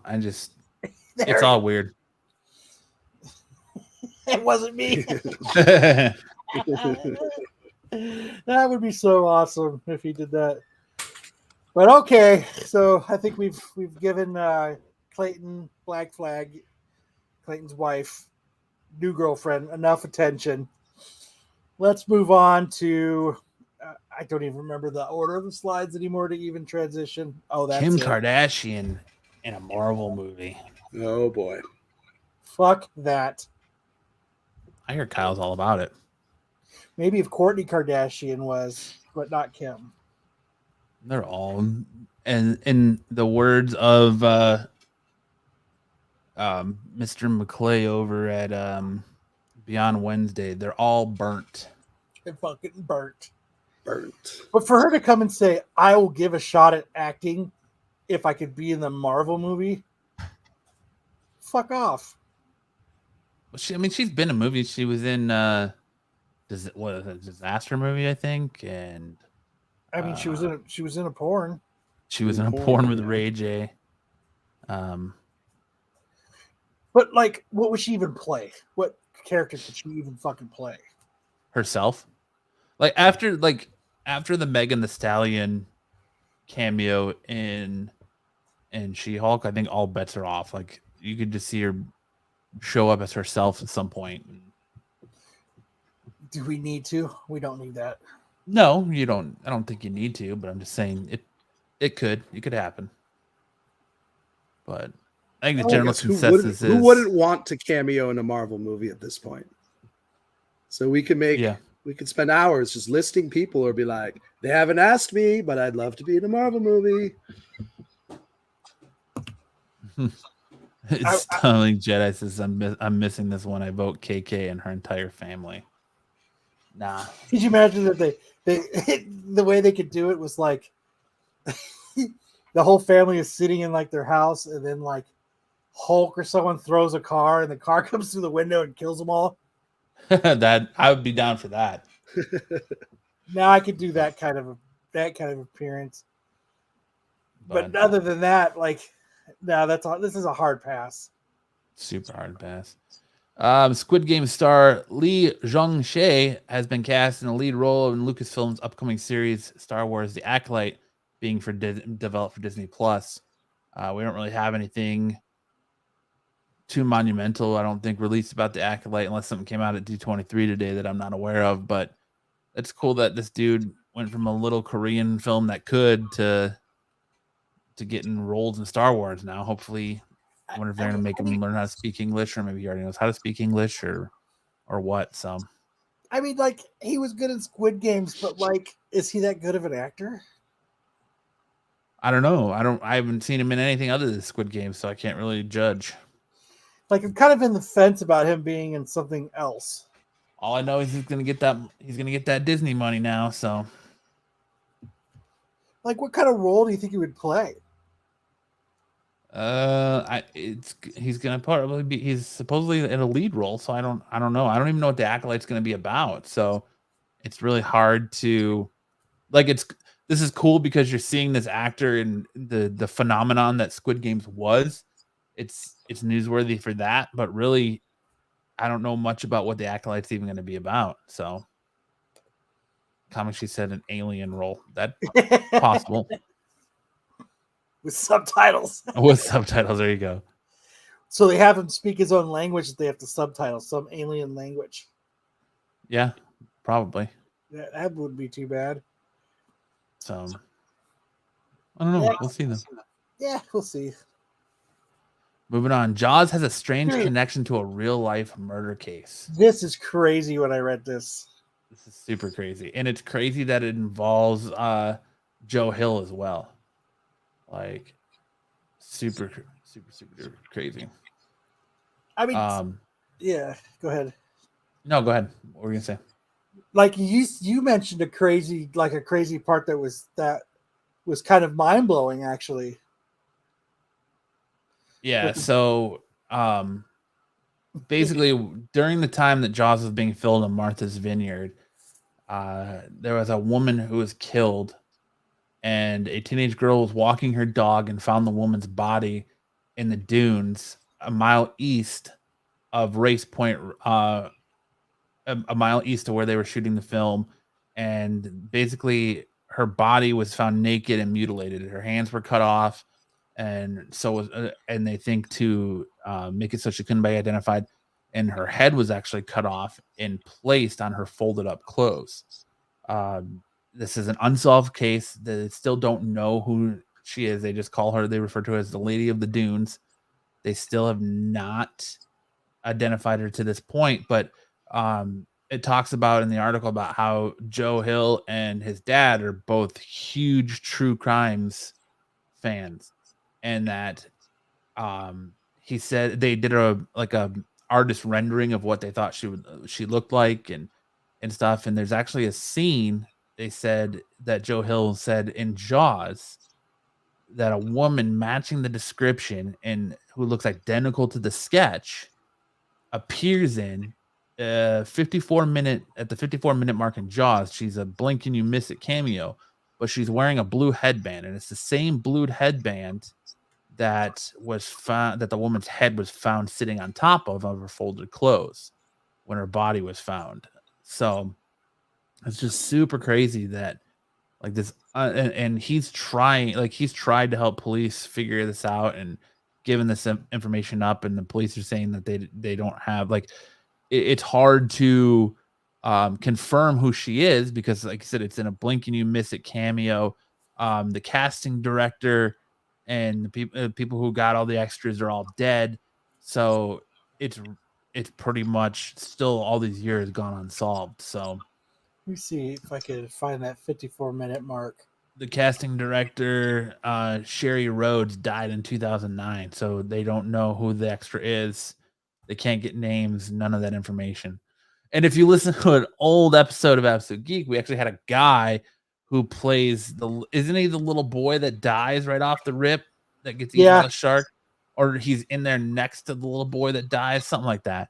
Who said that he used to hitchhike around Martha's Vineyard at 5 years old. And Kyle basically called him out on his bullshit. And like, it makes me wonder why now. I want to go back and ask him, like, hey man, who was this woman? Do you know who she was? Can you help solve this murder? Like, was it you? How were you not murdered at 5 years old hitchhiking around? So yeah. So that's the blue bandana woman right there. So she wasn't even like. She looks like the composite. Like it looks spot on, man. Yeah, that's crazy. Like she was in the movie and then found murder. Right? Like, but yeah, you think when we were talking to the Jaws expert on Absolute Geek, he would have like brought this up. Right? Or if you're hitchhiking Martha's Vineyard at 5 years old and there's a murderer out there, like, what are you doing? Just makes his story sound even more bullshit. But that's just crazy. Blue bandana, about 30, fit 145 pounds. But yeah, crazy. So it's hardcore. Yeah, it's cool that Joe Hill was like in that, captured that in that blink and you miss it scene. But let me see what this is right here. Let me share my screen. Oh, it's just a picture. She's just right here in the corner. I thought maybe it was the scene, but she's just kind of hanging out there, I guess. But yeah, you can find a giant article. I wasn't going to sit here and read the whole article, but there's a lot of interesting stuff in the article going forward, and it's cool for true crime fanatics to check out. TK says he could be the murderer. I mean, they do say most. Who, the Jaws expert or Clayton Crane? Clayton Crane. 00 sounds like a Future Thresholds episode. I think so. That is you're gonna have to interview Steven Spielberg. You should find someone that can channel the dead and see if they can be like, listen, I want you to try and channel this woman with the blue bandana who is found dead in Martha's Vineyard at the same time Jaws. Psychic coming on. So what I'll try to do is maybe I'll bring it up with the psychic, and then the next time we have someone that's got a spirit box, we'll see if we can try to communicate with them through the spirit box. There you go. So there it is. We'll figure it. We will solve this murder right here on Saturday Night Special. We will Yes, sir. strap in because we will solve this murder. I am going to ask Greg, Six Boy. I am going to ask Greg. I've been trying to find a reason to get him back on, so maybe this could be our reason. So, and then our next topic. Stubbling says, I wouldn't say he was a Jaws expert. No, I think he was a fake it till you make it kind of guy. Yeah. Our next topic of the night, Amazon cancels its television adaptation of Paper Girls just after one season. The sci-fi series will be shopped at other outlets by Legendary. This news comes after the sci-fi series premiered its 8 episodes first season on July 29th. And it had a good Rotten Tomato score, 90% audience or 90% critic, 88% audience. So it was fresh. But so they're gonna try and shop it around, but it's not coming back to Prime Video. And I've seen a lot of people say that like this show was not well advertised, and I that think they that didn't was even the know it was problem. coming out. But I really do. I don't know, like because it was all over Prime, it was all over at San Diego Comic-Con, like it was all over. I feel like it was. I just feel like maybe because Stranger Things just finished up, maybe people weren't into that, Stranger Things-esque feeling show, like Stranger Things Light, if you will. But I hope it gets picked up because I love the first season. I love the comic. I would like to see it continue on. Personally. Yeah, I loved it. I thought the show was great. Like I thought they did it very well. Like we deserve a second season of Paper Girls. Brian K. Vaughan just seems to have bad luck. Yeah. On the shows. Yeah. So, but Joe's Doolin says, boo, so many shows get a longer run for garbage. Paper Girls was good. It wasn't marked to the non-comic community. Yeah. I think that's a lot of it too. I just think it wasn't out there quite enough. Like besides me knowing and you know what I mean, and being excited for it, I really didn't see any advertising on it besides like what shows us FCM like Absolute Geek that like we saw a comic book sources pages talk about it. I didn't really see anything outside of that. Yeah. The comic chef says, I just feel like there's way too much shit to watch at the same time. Work and get comics. Yeah. And like I said, it came right on the heels of the second half of the 5th season or the second half of the last season of Stranger Things too. So it is all a lot. And Stumbling Jedi says, I didn't know anything about it until Matt mentioned it to me. I don't look at Prime for series. Had Matt not said anything, I wouldn't have watched it. And it was probably I don't the look same time on as Prime. The Boys too. I don't look on Prime for what shows they do. I don't do that either. So if it's not kind of thrown in my face from every angle, then I kind of don't know. Yeah. Except for Paper Girls, because they had been teasing it for a while, and then since I'm familiar with the comics, that made my that's what kept it on my radar. Eric Williams says this show was fantastic, very faithful to the incredible comic. More, please. Yes, I agree. 100%. But one of the things we got out of D23 today is something we speculated on a few weeks ago, really in the conversation of the Thunderbolts cast. Well, we found out today that the Thunderbolts are going to consist of Ghost, Red Guardian, White Widow, Bucky Barnes for some reason. Got me. U.S. Agent and Taskmaster. So a lot of 3 of the characters coming out straight out of the Black Widow movie. So I guess keep it connected, right? Right. So there's your Thunderbolt team. I'm surprised that you got no Abomination in this. You would think you would have, since they don't have a Red Hulk yet, you would think you'd have that like big heavy hitter like Abomination, but oh well.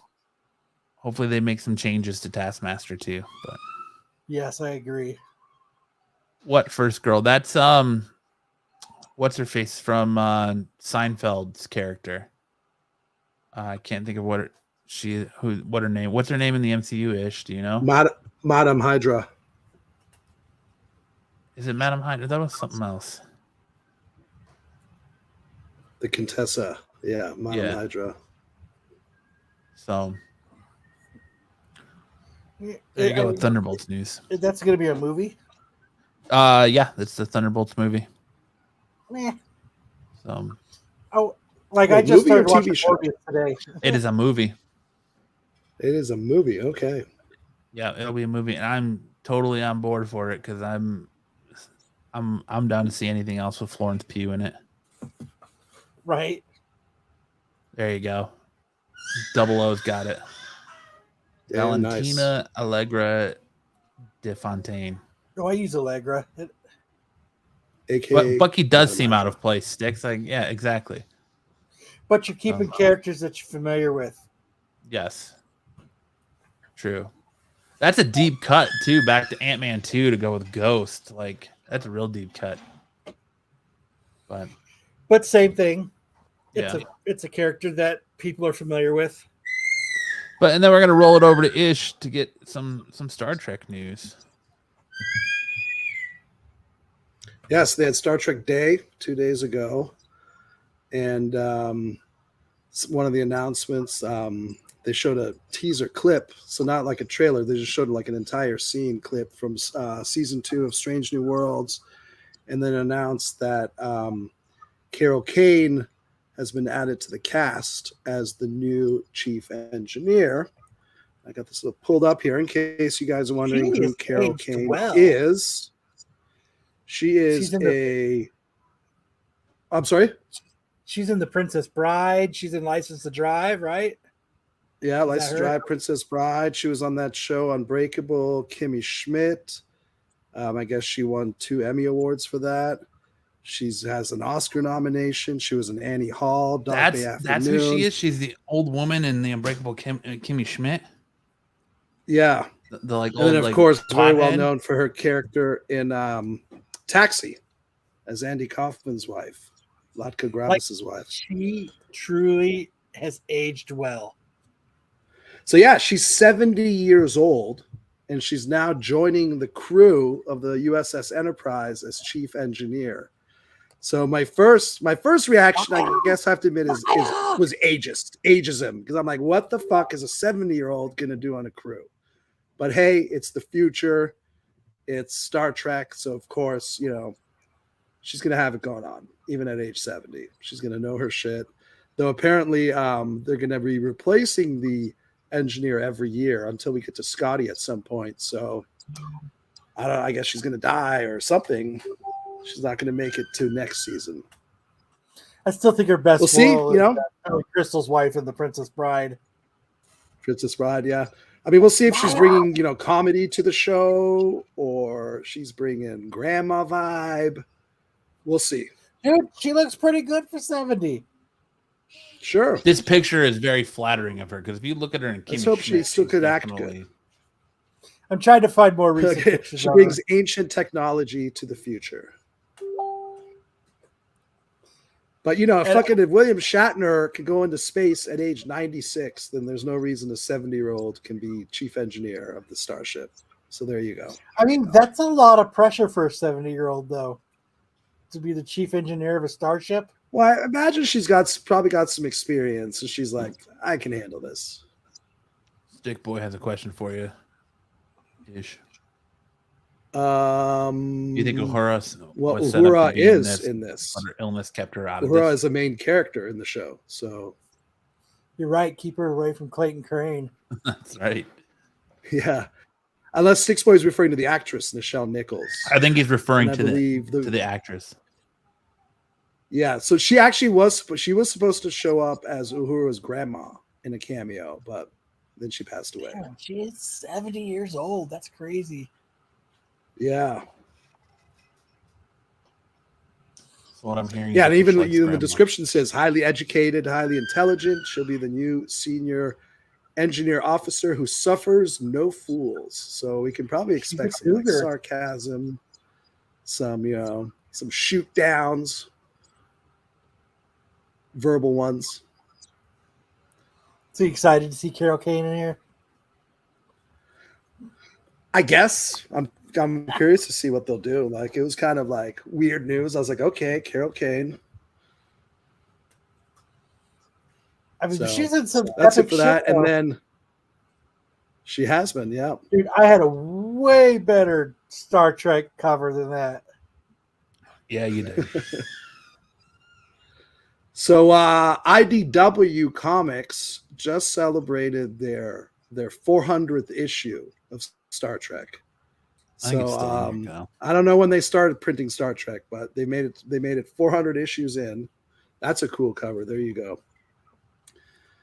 And the 400th issue is kind of an anthology of stories. A couple of them I wasn't too keen on, but it ends with one story that is, sets up what is the other big announcement on Star Trek Day was that IDW is launching a new flagship comic just called Star Trek. And it takes place in between the end of Deep Space Nine and Star Trek Voyager and the movie Nemesis. And it's going to be a mix of characters from Deep Space Nine, Star Trek Next Generation. They're going to be on a new ship, new adventures. It's supposed to be canon, in continuity. So IDW is banking a lot on that. And the preview story is in this Star Trek issue number 400. So I read that, and that was actually the best part of the whole comic was that story. So I'm ready for this new Star Trek comic. Let's take it on, and I'm going to be the guy who buys fucking every variant cover just because it's Star Trek. I didn't even know that I didn't even know they were even close to issue 400. They did. Someone counted it out, and if you include IDW, DC, 2 DC volumes, and Marvel and Gold Key, they're almost at issue 1000. Damn, they're keeping up with Detective Comics. Yep. So Damn, there is. I know they've never really gotten a lot of spotlight, talk about them, but Star Trek comics have been around for a long time. They're always there, and some of them not so good, some of them really good. So I'm hoping this new launch is they're going to put a good creative team on it, and they actually did. What's that? Did you guys get that cover? I did. $8 got for it, a comic and book? I snatched that one up. Yeah, I bought I think 5 different covers on that at $8 a piece, plus my store discount. Damn, $8 for a comic? Eric Williams says, "Ish, any chance you might get a Star Trek / Star Wars crossover like Marvel DC crossovers? Can you make that happen, please?" Well, Ish is going to write it just for you, Eric. I guess if Star Trek goes, way back in time to a faraway galaxy, they can meet somehow. But they actually did a Star Trek and DC crossover before with Green Lantern. 00 says, "I got the Lower Decks cover." Nice. I got that one too. That was actually the retailer incentive cover. Didn't they do a Star Trek Transformers crossover? Yes, they've done that too. Which is kind of weird. Have they done a Star Trek trash can crossover? Because that's where the Trek belongs. Matt. We don't hawk Trek here. Oh, okay. I was going to say something else. Now I forgot. Thanks, Matt. You're welcome. 00 says, "That wouldn't make sense. Star Trek is sci-fi and Star Wars is fantasy." Hey, what? He's not wrong. Oh, I was going to say, so the previous continuous Star Trek title, it was called Star Trek, and then it was kind of renamed Star Trek Boldly Going. And that went for several years, and that was based on the horrible, poopy J.J. Abrams Star Trek movies. But I dug the comics. I like the comics a lot better than I like those movies. Dude, I love the J.J. Abrams ones. I thought they were fucking awesome. Oh, terrible. What? You're crazy. That shit was awesome. Yeah, it was mindless action. That's not what Star Trek's about. Ah, that's the best kind. New trailer, yes, for Star Trek Picard Season 3, a.k.a. Star Trek The Next Generation Season 8, because they're bringing back the entire cast. It's a full-on reunion. It's not Even aboard the number one? Enterprise. What's that? They're even bringing back number 1.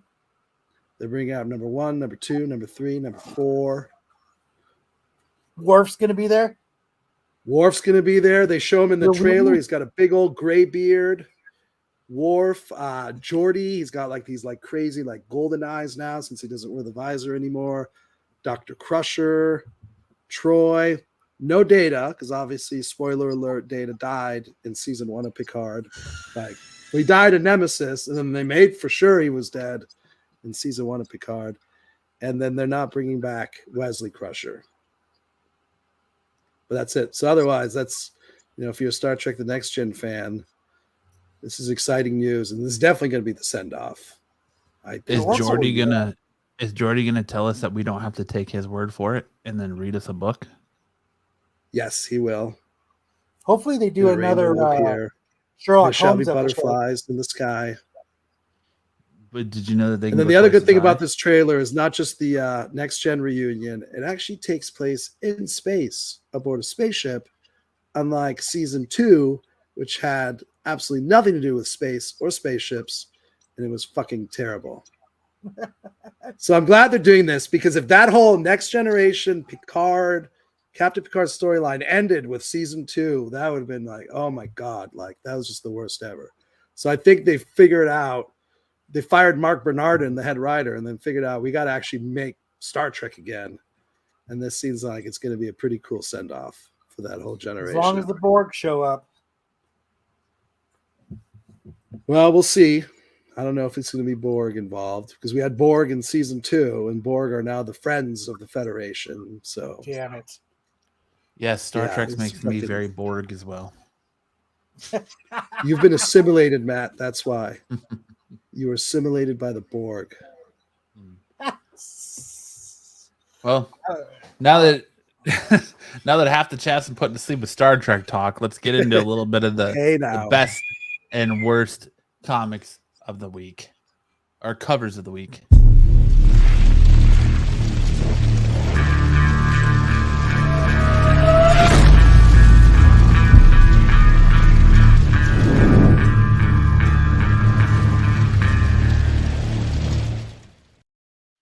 On the docket today, up for worst cover of the week, we have America's Really Got Heroes, number 1. It's just a bad cover. This is an all-around bad cover. It's payback time.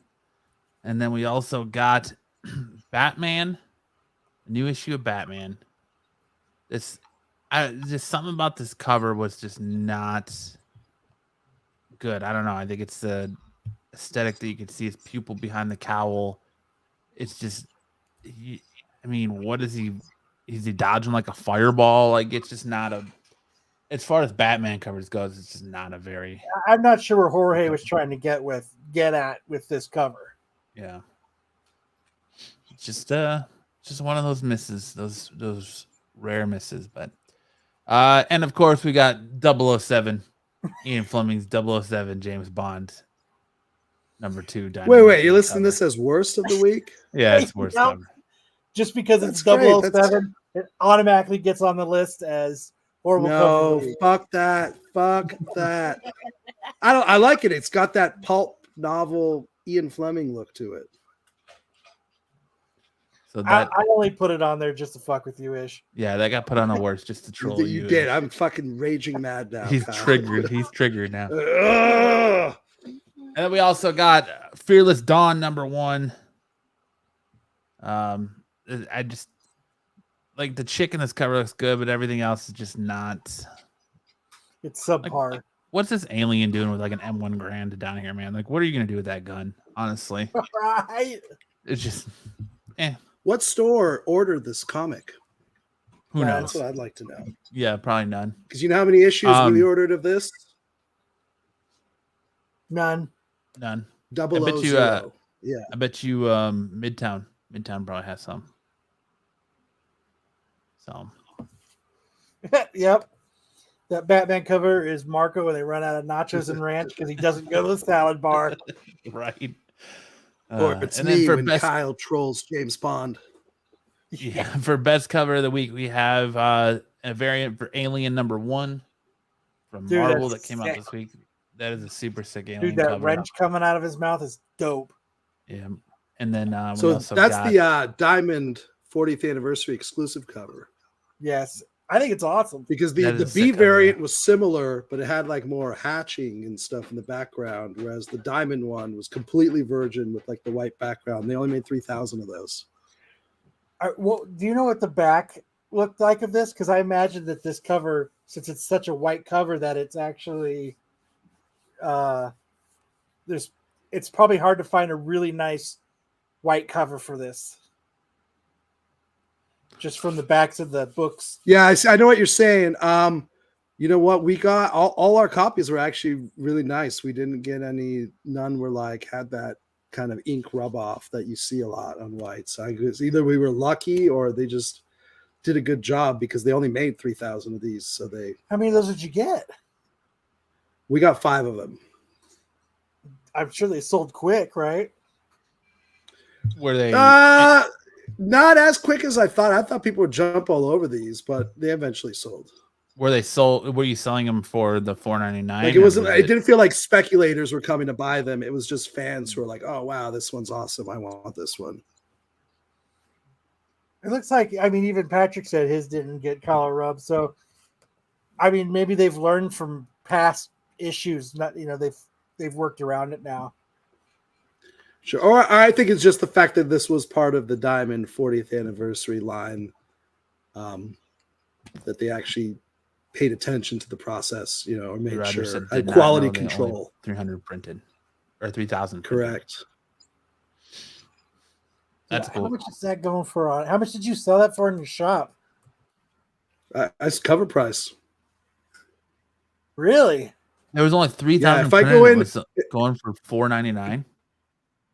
No, it was. I think no, it was more than that. That was like I want to say $6.99. I think I can't remember now.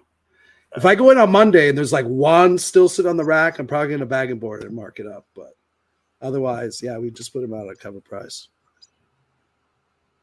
Lee said he paid $6.99 for it. Okay, yeah, that sounds about right. That's the Diamond 40th. No. If Diamond there's one 40th sitting there Monday anniversary, yeah. morning still, you hit me up and I'll give you Right, $7 that's what I was about to say. Because my shop didn't have this cover at all. So BK says 50 for you, Kyle. Damn it. Then we also got Spawn 333. They're on eBay right now for $8. There you go. There's one on here for $5. There's one for $4. Plus shipping. Yeah, plus shipping. What's up, Clarence? Yeah, then you get that Spawn 333 cover. Looking super sick. Dude, I just when I saw this, the shadow with the cape, I just this is just a badass fucking cover. I gotta get this alien. I'm gonna see. I mean, they're on here all day long they're not going for a lot, so PX Diamond 40th exclusive, Chavis Charitz black and white virgin variant. I mean, for not having, you would expect for only having a few thousand copies, it would be going for more. Stick says it's not his bag. I mean, I just as a fan of the franchise, you've got to. I think it's cool. If Alien ain't your thing, I get it. Totally. And so, and I agree with Eric. I mean, those Spawn covers, nobody reads Spawn, but everyone buys them because the covers are badass. Yeah, two of my favorite Spawn covers are still the Trick or Treat ones, where you had like the evil ice cream man one on the front, and then the other one was, I believe it was what the hell's the clown's name from Spawn? I gotta buy one of these right now. Hold on. The clown. Yeah, I'm trying to think of the clown's name from Spawn. I know. It's Now, the whenever I clown, hear but clown, name it. all I think of is the Violator. ex-actor. Thank you, Lee. Yes, Violator. Appreciate you. Everyone's just screaming Violator in the chat. BK had to write it in caps. Don't scream at BK. But And still only $2.99.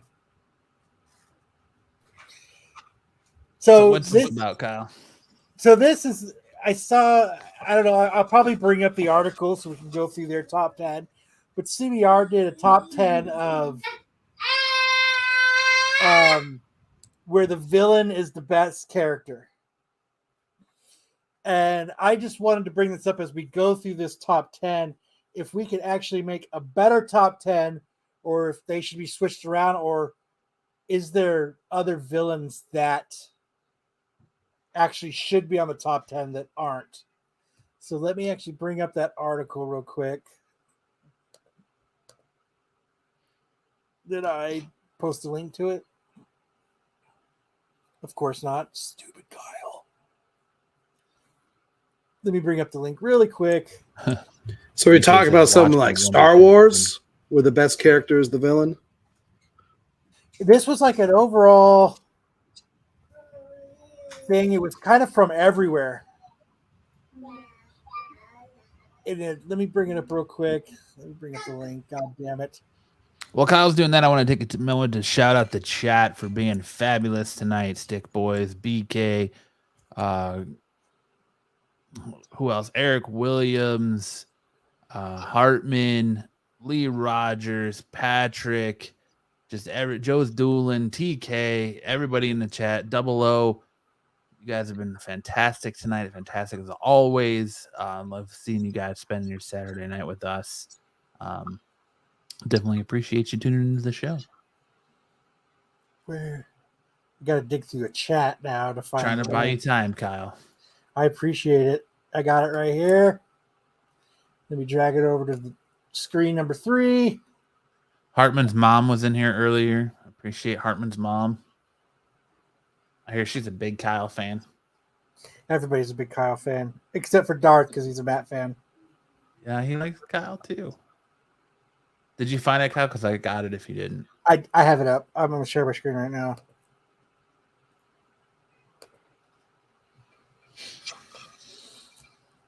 So it was 10 movies where the villain is the best character. So what we had was at number 10 from Dune, which I for some reason I feel like Ish is going to say that this was a good pick. Yeah, that's not a bad pick. I mean, the Harkonnens are definitely a very, very memorable part of that movie. Fucking naked Sting. At the end. Smack-a-bitch Sam had to leave. He's at a talent show, apparently. So at number 9, we had the Octopus and Silken Floss. And then, anything with Samuel L. Jackson. Like M. Bison Fighter. Yes! I love that movie, dude. Raul Julia as M. Bison is the most gloriously ridiculous casting of all time. And this dude fucking chewed it up. And then he died like a month later. What a way to go. So Freddy versus Jason, we have them both because they're both villains. Jason got the swan song that he deserved. The 1990 Pennywise from the movie It, which I think is way better than the newer version of It. We got Davy Jones from Pirates of the Caribbean. That's kind of a good pick because that's an okay movie, but Davy Jones is like that dude. Just the way they rendered that character was, I thought, pretty memorable. I think they nailed it right here with fucking Alonzo from Training Day. Yeah. I'm going to say this. If you're going to go Training Day, then you got to go The Bad Lieutenant with Harvey Keitel. I don't know if you guys have ever seen that movie. That's one of the most fucking hardcore movies ever. I would switch that out to Bad Lieutenant. So they got Hans from Inglourious Basterds, which he was. Great. He was great in that. Yeah. Yeah. Number 2, we've got Hannibal The Lecter. cream on the strudel. Yeah, I was definitely, when you pulled this up, I was like, Silence of the Lambs has to be on this list. And for number 1, it's Killmonger. Interesting that they didn't go with Empire Strikes Back. Yeah, I'm surprised Darth Vader isn't on here. I'm surprised Thanos isn't on there either. So that was my, so as I went over this list, that was my question. I was like, this would be a great question for us and for our chat. Out of this list, who do you actually like? Was this a good order? Who would we have supplemented? Definitely not number 1 for Black Panther. I think Killmonger is definitely number 1. You think number over fucking like Hannibal Lecter or Darth Vader? Absolutely. Or M. Bison? I think M. Bison's a good. I think if you had to do this top 10, I would remove the clown from it. Spot for him. Yeah, I would probably remove the clown from it and put Thanos in there because I feel like Marvel did a good job getting you in Infinity War. You kind of sympathize with him a lot, so I kind of feel like they did. Thanos should maybe replace the clown from it. But I agree pretty much with the rest of the list. Like I think Killmonger is the best just because of his story and the way he kind of really redefines of what a supervillain can be. So Hartman, my question is, out of this top 10, are there actually any villains that stole the show that aren't on this or should be included in this? And sure, a movie we mentioned earlier, Jaws. Right? What do you have without that shark? You got nothing. The cockpit from Top Gun. Yes, the cockpit from Top Gun should be number 1. The ultimate betrayal. Dude, L from Deathstroke or Death Note. That's a good one. Pinhead. I wouldn't put it too high on the list, but Alan Rickman as the Sheriff of Nottingham in Robin Hood, Prince of Thieves. He definitely steals the show in that movie. The only good thing about that movie. Clayton Crane. Clayton Crane, definitely. Yeah, Clayton Crane. Oh, Fred's got a good one, Homelander. Like Glenn Close in Fatal Attraction. That's funny. That's fun. That is Clayton Crane. That's a good one too. I still love that. But I mean, Pinhead. That's a good one. Like, there's so many good villains that, like I always go back because you remember Pumpkinhead. Well, I think in most horror movies, the villain's always going to be better. You know, like even Phantasm, right? The old dude with the ball. Much more interesting than just the guy and the girl screaming throughout the movie. The Joker. So, I mean, Mike I think Myers. A lot of this list is phoned. Arnold Schwarzenegger as Mr. Freeze. I think number 10 could go. Dune 1984 could go. 9 could go. The Spirit, Octopus, and Silk and Floss. They could go. I think M. Bison stays. Freddy and Jason can go. I think that's phoned in. The Clown from It's kind of phoned in. Davy Jones is a good one. Dude, Training Day is a good one. Hans Gruber. Yeah, it's a good one. Silence of the Lambs. Yeah, Hans Gruber is good, but Bruce Willis is. That's saying that Bruce Willis was kind of crap, and the movie's all Hans Gruber. Oh, I mean, Hans Gruber is the most memorable part. That's how you know it's Christmas time. When Hans Gruber falls off the top Bruce of Willis is very Plaza. memorable in that movie. But I think like the first 3 are good, 4's good, 5's good, 6 would be. I think 6, 7, 9, and 10 could all be easily replaced. I mean, it is good. So who do you truly think I mean, like, who do you think should be number 1? You think Killmonger's good, Matt? American Psycho, Patrick Bateman. Oh, yeah. Now, I'm putting Hannibal Lecter at number 1. That's interesting. What about Hannibal Lecter do you think is more what's I'm looking for? More interesting. It makes him a more interesting villain than Killmonger. He's.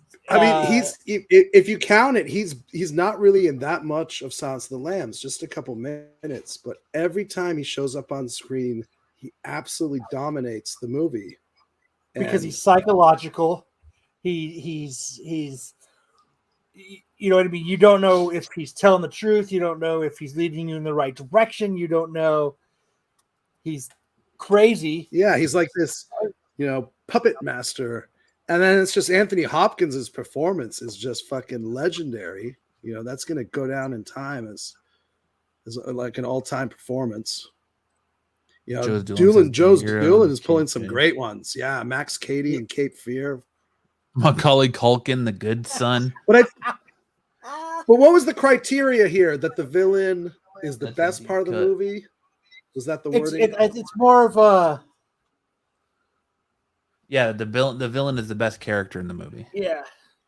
Where the villain is the best character. Okay. Yeah. So I definitely think that Killmonger was the best character in Black Panther. But yeah, right here. Buddy Love from The Nutty Professor. Sorry, I didn't mean to click off one. I just said intelligent, polite, sophisticated, and scary. I'll give you that. Some deep cuts. There's just some. I mean, there's just people that just steal the show. I just thought it was a dude, Gary Oldman. Yeah. When he there's was some good ones. The chat, some good ones. Dude, when he was in yeah, there's a lot of chats thrown in a lot of good Harry and Marv, Home Alone.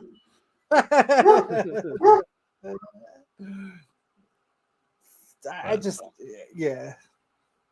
Biff from Back to the Future. Butthead. Clyde Drexel from True Romance.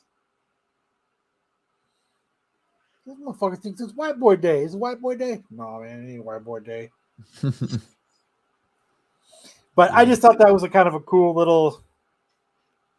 How about Johnny Lawrence from Karate Kid?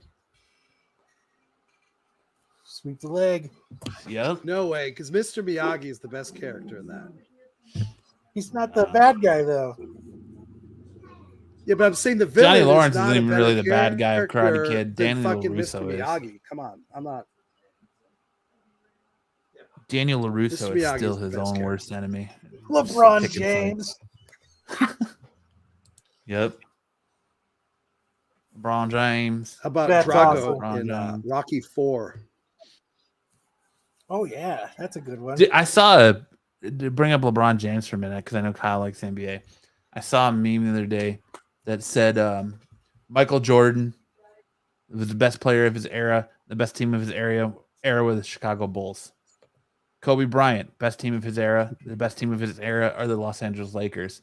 LeBron James, best player of his era, best team of his era, Golden State Warriors.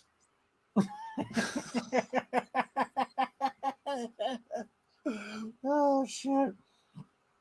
But I just thought that was kind of a cool little list to ponder over. Yeah, that was a fun list. I like that. But I mean, you think about it, it's just an avalanche of characters to name. Yeah. Going back to the comic shop, we're going to do run through our first appearances that hit store shelves this week. First up, we have Spider-Man 2099 Exodus, or the book that I call the first appearance hunter, or not necessarily hunter, but whore, I guess, because this book just seems to be made for first appearances. This week we got an appearance of Norman Osborn as the Galactic Goblin in a first appearance of Spider-Woman 2099. Up next, Black Panther #9 had the first appearance of the Colonist and the first cameo of the Buffalo Soldier, Shooter McGavin. You eat pieces of shit for breakfast? No. Captain America, Sentinel of Liberty had the first appearance of the Revolution. All Out Avengers #1 had the first appearance of Queen Arak. And then Sabrina, Teenage Witch Anniversary Spectacular #1 had the first appearance of Amber Nightstone, an evil witch born at the same time as Sabrina. The So chick that that played her, was- she's going to be in a movie coming up. What was it? What is it? Who? The chick that played Sabrina. Oh, I have no idea. Like which chick? The Sabrina one the on Teenage Netflix. Witch. Oh no, I don't. Not Melissa Joan Hart. Hey man, she could still be in a movie. You never know. Wanda from WandaVision. There you go. Oh, look at that. Joe threw in the one who flew over the cuckoo's nest. That's a deep cut there. And then we're gonna get into our top 5. Ish did not submit a top 5 this week because, in his own words, he does not like Clayton Crane. I wonder if there is some more deep cut there. No. I didn't. There's no dislike. I'm just. Did he try to steal your wife, like- Ish? Is that what the deal is? Did Yeah, he try to I'm steal your worried mom away now from you? that he might try to steal my wife. Yeah. But I don't know. Try I, to just, steal your I, mom. I gotta go look Your at mom Clayton would kick Crane his ass. covers and pick a top Yeah. 5. Oh yeah, Kathy Bates from Misery. But the girl from Mad Men. That you got to zero that down though, Joe's doing. So, do you want to do your top 5 first, Kyle, or do you want me to do mine? Gangs of New York. Daniel Day-Lewis and Gangs of New York. All right, we'll go in order. So number 5 for me, I have a Crimson Reign Star Wars Darth Vader cover. I like this cover not for Vader, but for the Imperial ship in the background. Like, I just feel like the detail on that starship is incredible, and all the little TIE fighters and the Millennium Falcon in the back. Like, I feel like everything is so incredible on this cover, but Darth Vader. Did you say your couch-ish? So that's why it's number 5 for me.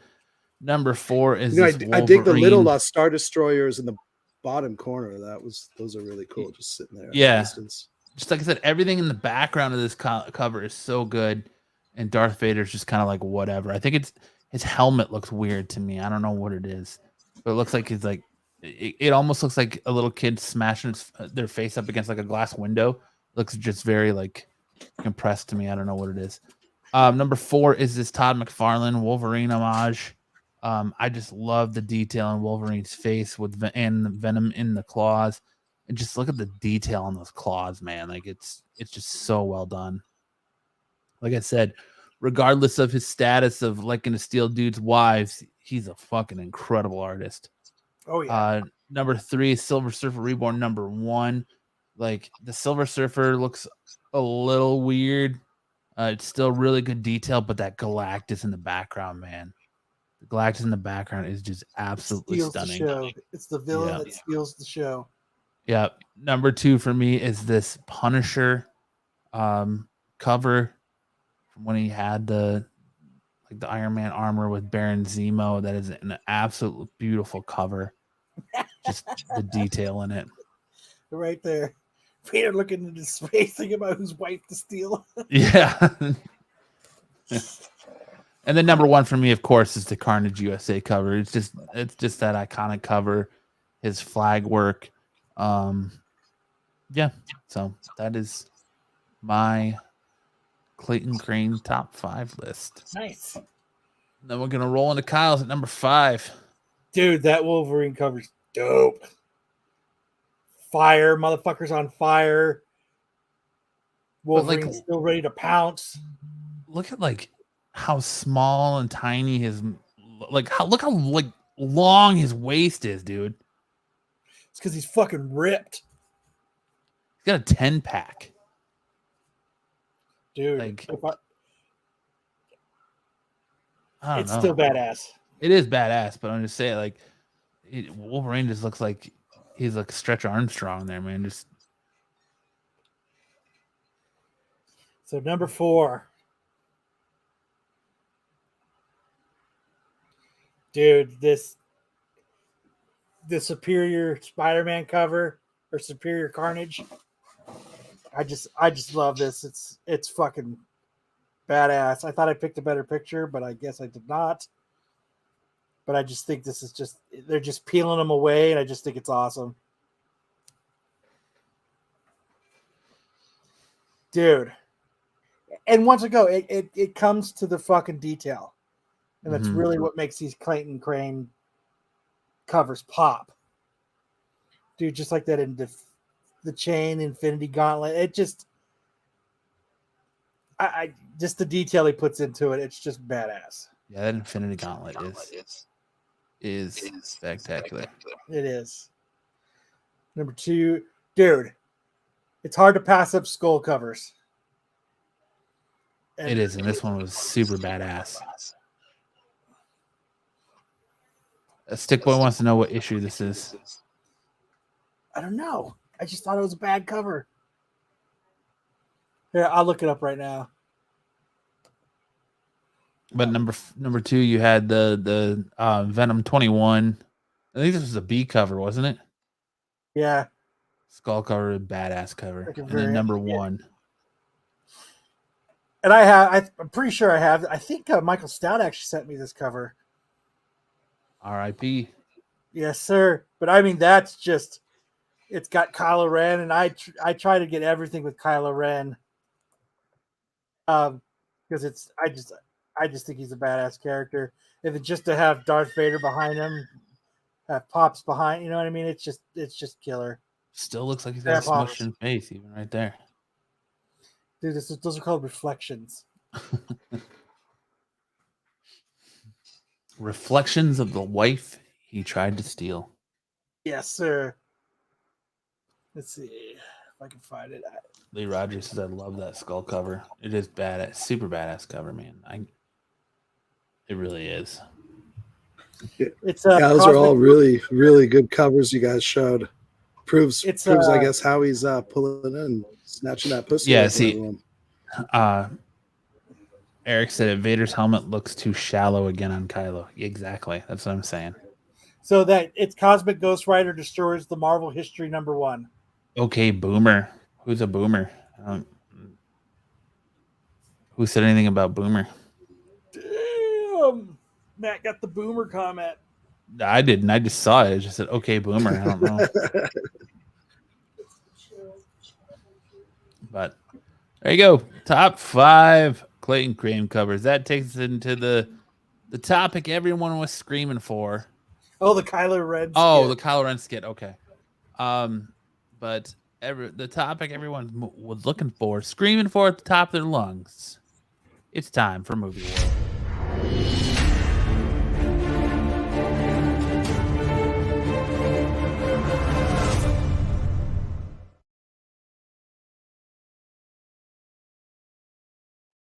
Last week we saw the Burbs go up against Big.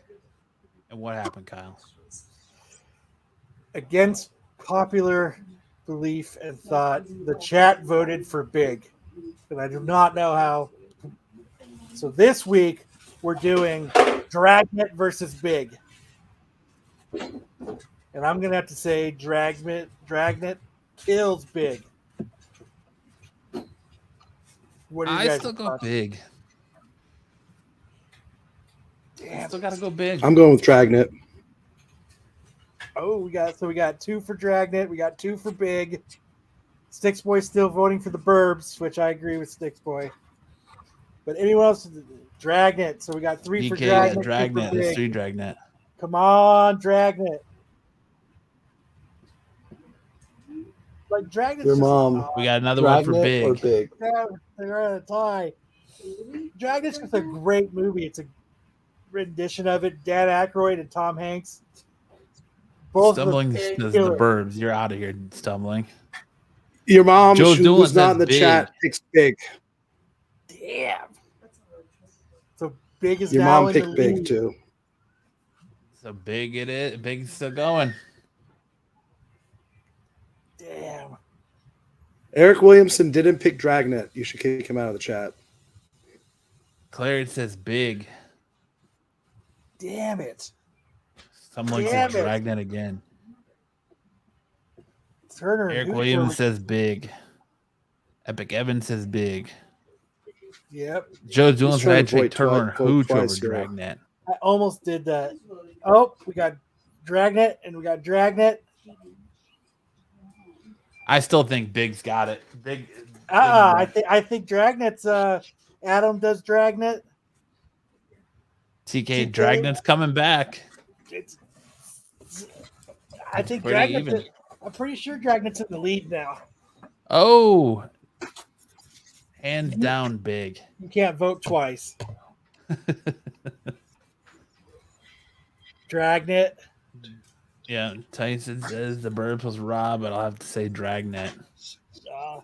This is super close. It is. We're actually going to have to actually physically go back and fucking count. So My count is 8 Dragnet, 6 Big. Yeah. We got another Big coming in. Big. So 8 and 7. Come on, Dragnet people. We got a Oh, I didn't see another Big. I think we're tied right now at 8 and 8. Joe Doolin says Bachelor Party Dragnet. Absolute Geek says big. You can't vote twice, my friend.